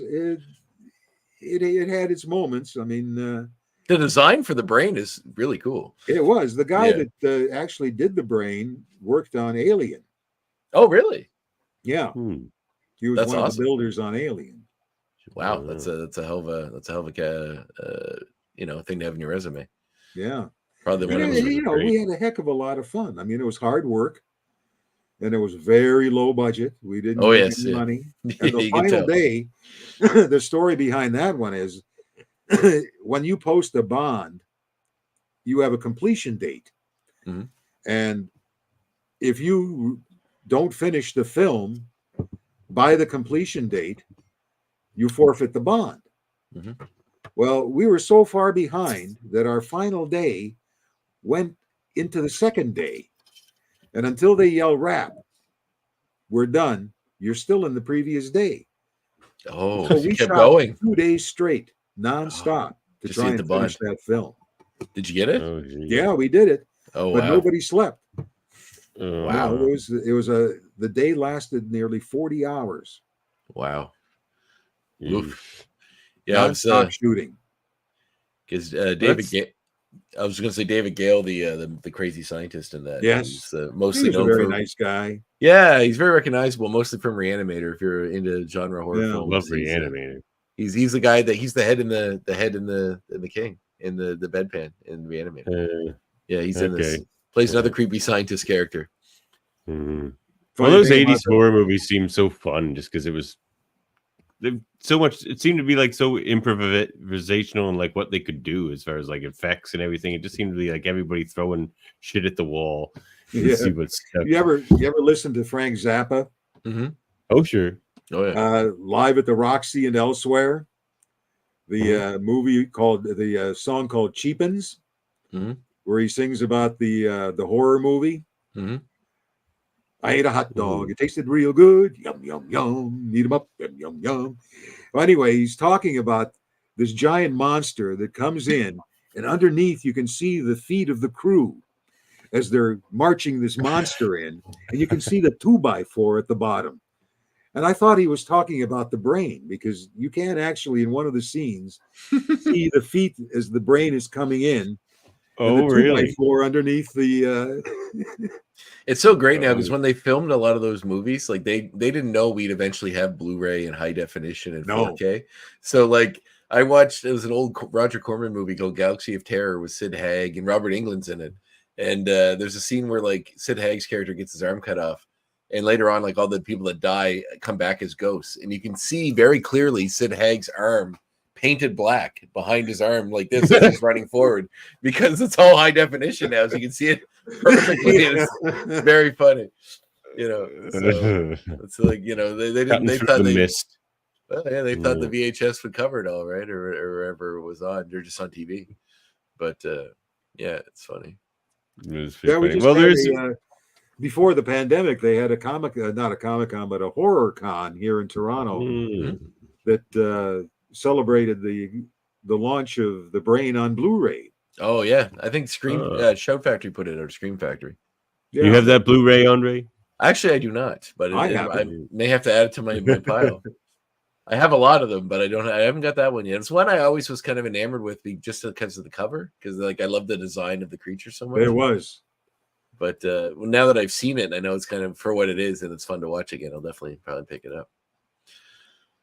Well, there's one thing I like to ask our superpowered guests, which is, if you could have any superpower in real life, what would it be? Flight. Yeah, for sure. Without a doubt. Makes the ability to just get out of the car and fly away when I'm stuck in traffic. Or you never have to be stuck in traffic ever. Never have to be stuck anywhere. I'm out of here, and just. There was when I was a fan in the kids watching Superman in the 1950s. I mean, I did go up onto the roof of my garage with a blanket around my neck and jump off, and I was really disappointed that I hit the ground. Me too. I broke a wrist that way. Yeah. Yeah. Because we were so into Superman, and I wanted to fly. Yeah. Yeah, it's Later on, when as a teenager, I think being invisible was something that I think charm. I think I take Yeah. immortality. I think that's what I would go for. Only if life is good. Yeah, that's the key. Although, what if it's immortality and it sucks? Yeah, I always think about that because somebody did something where it was like the realistic part of if you could never die, like if you'd be immortal, like what would happen? It's like eventually you'd get stuck somewhere, like a building would collapse or something, and you'd be at the bottom, and you'll never, they'll pave over it, and you'll just be trapped underground for eternity. Or your life just becomes so bad that the world explodes, and you're just drifting through space for all time, like Yeah. That's not good. The planet will explode eventually. I guess if there's an off switch that you could hit at some point, then that would probably be the best way to go. Yeah, but you're not really given one of those. No, well, I guess we all do have one. We just don't know when it's going to get. Yeah, that's the best before date. Yeah, you did some radio theater, right? I think it was tons, maybe Allison said she did a radio theater with you. I did a lot of radio drama. I did several series. Oh, awesome! Really? Well, I love radio theater. We do some here too. We just did an X-Men radio theater. I kind of feel like podcast is bringing that back a little bit. Like there's more like audio only kind of content out there. There is a resurgence of some radio drama, but the CBC has stopped doing it. This is where I did most of it. George Jonas did a series, Scales of Justice. I did a lot of episodes of that. And Eddie Greenspan was the consultant on the show. Oh, really? Yeah, he was there at every record. Wow. And then I did another one with Bill Howell about a cab driver who was going out with a police officer, and that ran several years. And then the BBC came over and did a one about the equal rights. I can't remember the name of that one, but that was a big production as well. And then I did a production of Macbeth on CBC radio as well. Oh, there's Shakespeare. See, that's the part I always liked the best in that play was the Macduff character. Yeah, that was a good part. Yeah. And you're allowed to say that play over like radio, right? Only in the theater. That's just when I was in Stratford, I used to go into everybody's dressing room and go, Macbeth. Some people take whistle and then hit them with a mung bean. Yeah, hit him with a mung bean. Some people. David Hemblin, who played Magneto, and I shared a dressing room. Oh, really? In a play called Pushkin, and it was voted the worst play of the year in Toronto. Wonderful! It was very painful to do. Yeah, and neither one of us were in the second act, and then we didn't have any lines in the third act, and it was all about Pushkin and the Russian poets and this big duel at the end, and all our action was in Act 1, and David always disappeared in Act 2, and I never knew where he went, and I asked him one day, and he says, "Well, you must come with me." So we threw our jeans over our tights, and he ran next door to the hayloft, which was a bar. Yeah. As he walks in, the waitress was already, "Oh, hello, Mr. Hemblin. Here's your drinks." And like 3 or 4 scotches would be lined up. Perfect. He had to figure it out. And he had it figured out. And so by the time the third act came around, we were half looped, and we go back, and we didn't have any lines. We just had to kind of stand around while Pushkin and whoever he was having a duel with did it all out. That sounds like my kind of theater acting. And then Act 1, we used to pass a flask around. This was part of the action. And we decided that, well, we might as well put real booze in the flask. And I've done that before. The job of each actor to put his personal brand into the bottle, the flask. And all the blocking for that play went to hell because the whole scene became called "Get the Flask." Mm-hmm. So it meant that right, as soon as it was your line, you went and got the flask and took a big hit. And so it was like Dundas and Young, That's people awesome. crossing stage back and forth, getting the flask. That is awesome. I'd love to do a fun that. drinking game we could come A up drinking with. game, yes, on I've- stage. I've always said this to friends of mine, and I feel like someday I'm going to do it. That I really want to do like a production called Drunken Shakespeare, where you train for you do the auditions, everything, or the practices, everything, rehearsals to learn a Shakespeare play, like Hamlet or something. And then the night of the show, you come out and you have to be drunk. Like you come out on stage, they get you all the Stratford. Yeah, I'm just gonna work there, I guess. Yeah, and then you have to Chaucer instead. Keep drinking. Every single one of those old actors, he'd open up the drawer of his dressing room table, and there'd be a bottle in there. And I worked with an actor who actually walked off the stage and fell into the orchestra pit during a blackout. Oh no! He was so hammered. Oh no! Broke his leg. Oh my god! Oh, there's probably an instrument or two. There's that sort of romanticism that comes with like these old actors and like writers and stuff that just like were like functioning alcoholics. Well, they lived on booze. Yeah, but they somehow managed to make cigarettes, booze and cigarettes. Yeah. They still managed to be geniuses or perform genius or make works of art, but do it while hammered. It always more impressive. Look at Richard Burton, and Hemingway. He's hammered for everything. It's like, well, I once said to my wife, I said, Hemingway had it made. I said he lived on a beach in Cuba. He had a bunch of cats. He just drank it every day, and then wrote amazing novels. And then my wife, there's a long pause. My wife's like, he shot himself, right? And I was like, well, good run up until then, so. I worked with his daughter. Oh, really? Muriel. Yeah, Muriel. Wow. On that miniseries, America, where the Russians take over the U.S. With the K. With a K. Yeah. What was she like? She was a very nice lady. Everybody was nice on that show. Yeah. They had half of Hollywood was on that movie. Christopherson was the lead. Right. Chris Christopherson. We became good buddies on that one. Oh yeah, really? He's my mom's favorite. I saw him live with her once. I did another movie with him, Sodbusters. That was all SCTV people that wrote that. Oh, that's half the cast of Barney Miller. That's a funny movie. Oh, I'm going to have to look up America. Very tongue in cheek. What was it called again? Sodbusters. Sodbusters. Okay, I'm going to check that one out. Check that one out because that's a fun movie. Yeah. Oh, Jesus. Everybody's in that America show. Sam Neill, Chris Christopherson, Muriel Hemingway. Yeah, no, she seemed like a pretty cool person. Miss Hemingway. Chris Christopherson has that line. Before he plays the song, he goes, "This song I wrote for my kids and their mamas." Yeah. Mamas. Plural. Yeah, and their mamas. Yeah. Oh, well, pretty funny. What do you think, Davan? Yeah. Well, yeah, I think we should probably get. I think Mr. Buza has been very, very nice with his time, and we really appreciate you coming on. Well, I always love talking about this stuff. Oh, dude, it's fun to reminisce, and this is how I regale all my handlers at Comic-Cons is all these stories. 53 years and rubbing shoulders with all the crazies in this business.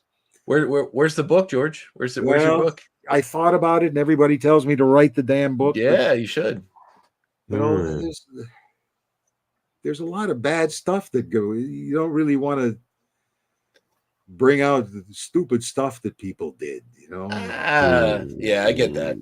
There's ways to to tell half stories to avoid it. I'm still friends with a lot of these people, and some of them I drove to jail. But some you picked up from jail, and that's nice. Up from jail, both. There's an easy fix, George. When you put them in the book, you just call them Project X. No one will ever know. There's a lot of stuff in my past that I'm not overly proud of either. That nothing really heavy, but it's your embarrassing moments that you really don't want to bring to light. Yeah. Well, it was the 60s, we were all crazy. It was a golden tripping era, our brains out. Yeah. Get the flask, one of the lesser known Tennyson quotes. Yeah. MZ. Oh, thanks, MZ. It's all thanks to George. Yeah. It's awesome. I think the next thing I'm going to do, I think I got the stamina, I'm going to go watch Descending Angel. I'm very excited to watch that. I'm going to watch Sodbusters. We all got a lot of movies to watch. Was more fun than Descending Angel. Oh, yeah, Descending Angels. I got the right one. Well, I'm sure it probably is. One's about a mass murderer and one's a comedy. What do you think's going to happen? Yeah. Yeah. Well, that was also Eric Roberts. Eric Roberts. Yeah, and Diane Lane. Like there's a big Diane cast. Lane. Yeah, I had a big fight with Eric Roberts in that movie. Oh, really? Who won? Well, I did. I was the wrestler. Yeah, and Richard Jenkins in that too, who's another actor that's like a character actor that's in a ton of cool stuff. So yeah, it's awesome. No, so it looks like all those old HBO movies. There's so many cool ones that like they're all buried under like wherever, I guess HBO Max or whatever the thing is now to find them. But like there's one called Cast a Deadly Spell from like that time, which is I caught on TV somewhere at one point. It's got like Fred Ward in it, and it's like a 50s noir detective story where magic is real. So like they're ogres and elves just in bars drinking and like, but it's still a hard-boiled 50s detective narrative. And it's such a cool movie. What's it called? Cast a Deadly Spell. Oh. It came out around the same time, early 90s. They made a sequel with Dennis Hopper, but it's kind of different than the first one. Like there's not much in common with the two of them. But that actor, as David Warner, is the villain in it, who is like a voice actor and a ton of stuff, and a bunch of Star Trek shows too, and all that stuff. So, yeah, it's a super cool, and that's another one that most people hadn't heard of, but was like one of those around that same time period of those cool HBO movies. So, it's kind of there's a lot of quality there that a lot of people missed if you weren't, because they're not available, unless you find them somewhere in HBO. So, lots to see. It's hard to find things. Yeah. Well, thanks so much, George. It's been a real pleasure talking to you. Cool. I had a lot of fun. Yeah, it's been a real honor. Good. It really has. I just loved Maniac Mansion so much. Dad. That's amazing. Oh God, go watch Maniac Mansion, Andre, since you're not as familiar with it. I honestly, I didn't even know how I never knew this thing existed, because I think it was I was watching the like very first episode. Like he runs up to his room, George's character, and he's giant. And his dad wants to get into the room, but of course he can't because he's just standing on the other side, holding the door shut. It's so funny. It's just so funny. I've been doing a bit of a nostalgia dive on some of those shows from that time period. Like I've been watching Erie, Indiana, which was the one that I watched. I only caught a little bit of when I was a kid around the same time, and so it's time. Yep. I'll add it to the rotation. Somebody had a question about the last chapter that I saw scrolling along. Oh, do you see one of those, Davan? Oh, there was a last chapter something reference. I saw something show up earlier, but I'm not sure if I caught it when it came across. Yeah, Murphy. You were in the Canadian miniseries, the last chapter. I was curious what your time working with Michael Ironside was like. Mike Ironside and I have been best friends since 1975. Oh, really? Wow. That's awesome. Talk about another prolific. Same agency together. I just talked to him he called me on my birthday. Oh, and his birthday is the day before mine, and I forgot about him. But no, we've been friends for a very long time. So working with him was a joy. We've done a couple of things together. Is that where you met? We met at the agency. Huh? 1975. We were at the talent group, and I was just getting married to my first wife, who was an actress. This, lasted about as long as you spend in a hopscotch square. But I just bought a whole set of pots and pans that I was taking home, and that's where Ironside and I met. It was at the agency where I was carrying all these pots and pans, getting married, and we've been buddies ever since. Well, between you and him, I feel like if you combine your two careers, you've probably been in every single Canadian TV show. Well, we did another movie together, a biker movie. What was it called? Easy Rider. No. It was a comedy. Yeah. Gonna say there are other biker movies there, Davan. Yeah. Uh, I can't remember the name of it now. Oh yeah, I can look it up. What was it kind of about? It was about this writer who's as he's writing, everything comes to life. Oh, I feel like I know this. And he was writing this novel about bikers, and all of a sudden he's surrounded by the real bikers because they all come to life. This seems really familiar to me. There was a recent movie done that was like that. Yeah, I forget what it was called now. Was that a movie that film? This was a feature, yeah. Yeah, okay. Let's see. Interesting. Oh, it's all good. Yeah. Awesome. I know I can find what it was because there's got to be an old resume in here. I was gonna say, do you keep extensive notes about like your time on different shows and sets and stuff like that? No, but it's on my resume, which is right beside me in my briefcase. If I can find it, there it is.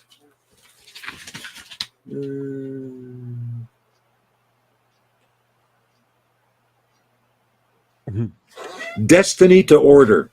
Ah, okay. Destiny to Order. That's Richard. Stephen Myette was in it. Oh, from cool. Classic actor. Yeah.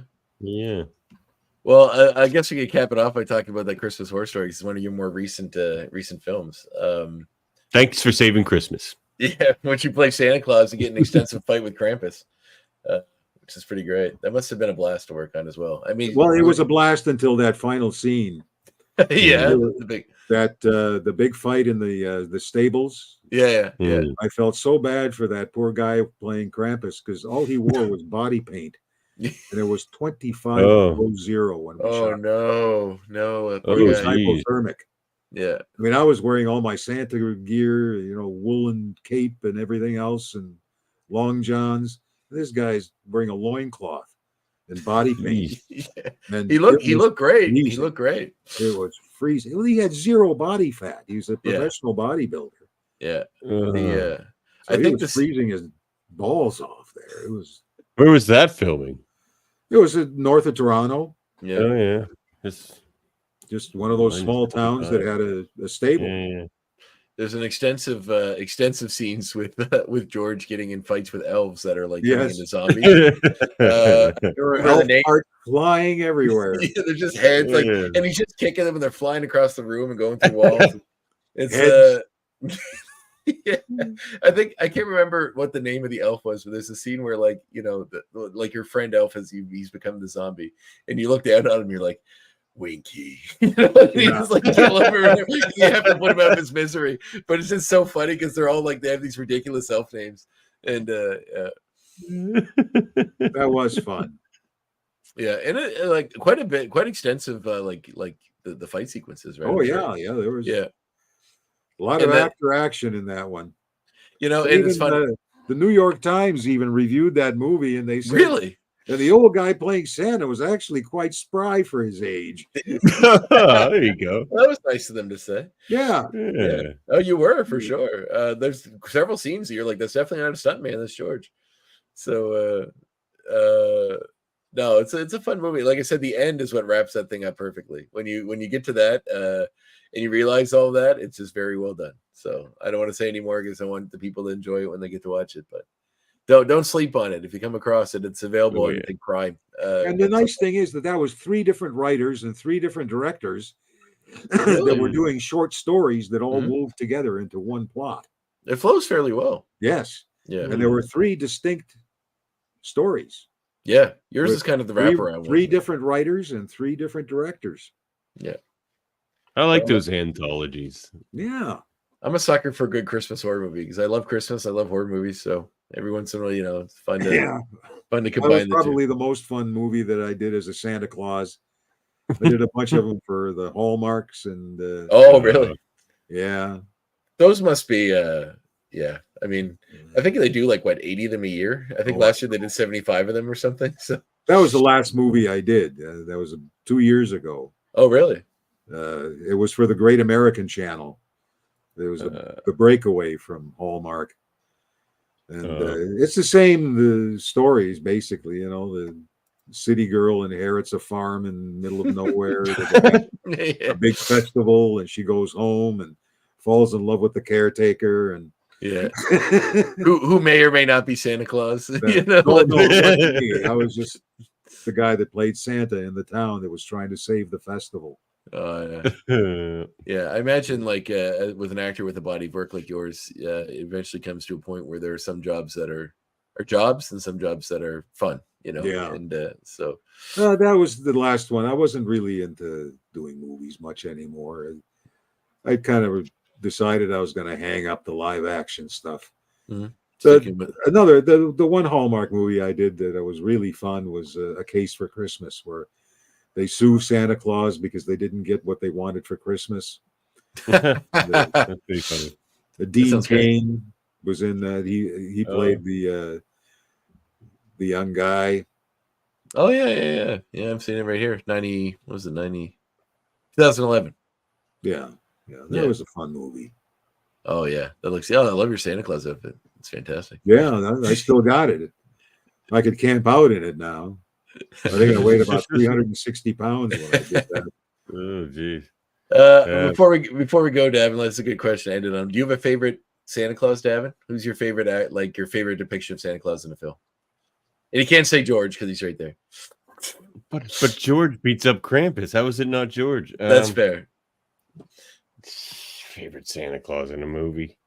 So mine is it's called Billy Bob Thornton in Bad Santa. He's not really Santa, fine. But mine is the original guy that Miracle on 47th. Yeah, he's great. He is great. There's a movie Sim. Well, Alistair Sim was the original Scrooge. The Scrooge, right. Yeah.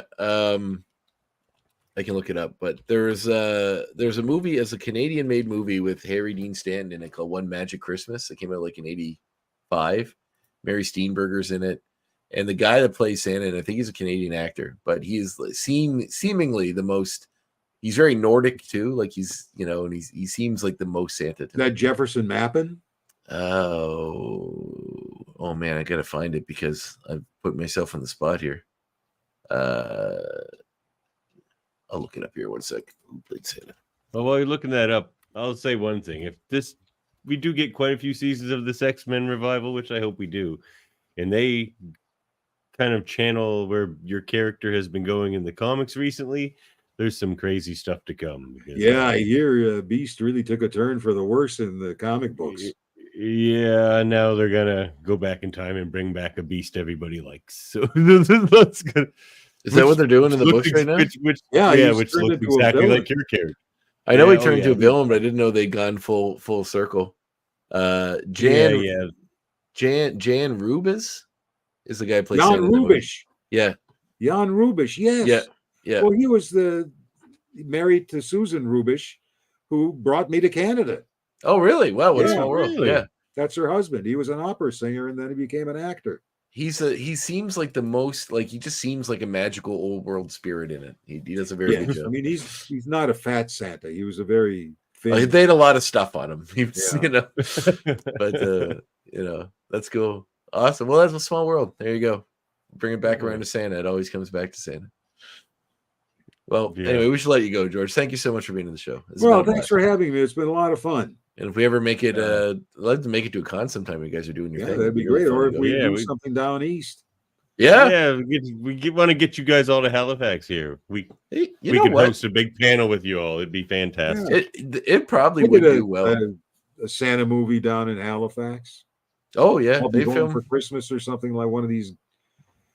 Oh yeah, there was a biker Santa that picked up the lead actress who was trying to make it home in time for her Christmas wedding. Right. They did film a few of those down here. There's actually quite a bit going on in Halifax for filming. Yeah. So it's a horror show called From that they film here. That's been going on for a while. So that's a big one. And was it that other one that everyone loves? Sullivan's Crossing? Trailer Park Boys. Yeah, that's still going. They got a new big. Yeah, I see they has a new show. The Trades, I think it's called. Yeah, Rob Wells has it. Ricky's character. Ricky's actor. Yeah, Rob's hilarious. Yeah, it's good stuff. It's nice. It certainly put Halifax on the map, or at least Nova Scotia. I mean, they always film. Selleck used to do his movies there too. Yeah, those Jesse Stone ones. Yeah, the Jesse Stone. They have the big sign up down at Whiskey's Bar on Portland Street there. It's just like, because that's where they turned his office in, like, that bar into his office. Yeah. Well, they film almost every Stephen King adaptation comes here. So there's lots of those. Well, you know, just look like Maine. And it's cheaper to film here than it is there. I shot a miniseries up in Fort Louisburg. Oh, really? Oh, really? Frontier, yeah. Oh, really? Okay. Oh, that's a Netflix show. No, that was way before that. Oh, this is back in 84, 85. That Netflix show was filmed in Newfoundland with Jason Momoa. Yeah. A friend of mine worked on the special effects. This was the battle of Fort Louisburg. We reenacted the siege of Fort Louisburg. Oh, that's awesome. A very big part of our history over here. Had the perfect set for it. That's Fort Louisburg. Imagine that. Yeah, amazing. Awesome. Interesting. Hey, well, thanks a lot again, George. Yes, thanks, George. I know that the ex-goons are going to enjoy this. Well, I hope so. And then we'll see them all in a week down at the exhibition center there, the convention center. Oh, Fan Expo. Yeah. Fan Expo. We're doing one day on Fan Expo. And then on the Saturday, Disney is holding a screening of the first 2 episodes at the con. What day will that be? Will that be before the release? On Saturday the 16th. Oh, wow. So, early access. Yes. That's awesome. Oh, that's awesome. Well, they're holding one on the 13th in LA. Yeah, you're saying. That's that's awesome. Wow. So they're holding one in Toronto on the 16th. Well, before it actually hits. Apparently, they didn't know it was my birthday, or else there would probably be one here in Halifax. Yes, of course, of course. We, it is a national holiday, pretty much, Davan. So we have to make sure that we best birthday present ever. The X-Men's back for 2 episodes. It is true. Honestly, George, I can't think of anyone that I know that would enjoy that more than Davan. So very excited. Well, happy birthday! Yeah, thank you. And I promise not to cry too much. No. Stay dignified. Yeah. Exactly right. Exactly. Experiment. Yeah, Tennyson. Awesome. Thank you, George. All righty. Have a great evening. Have a good night. You too. Catch you next time, everybody. Next time.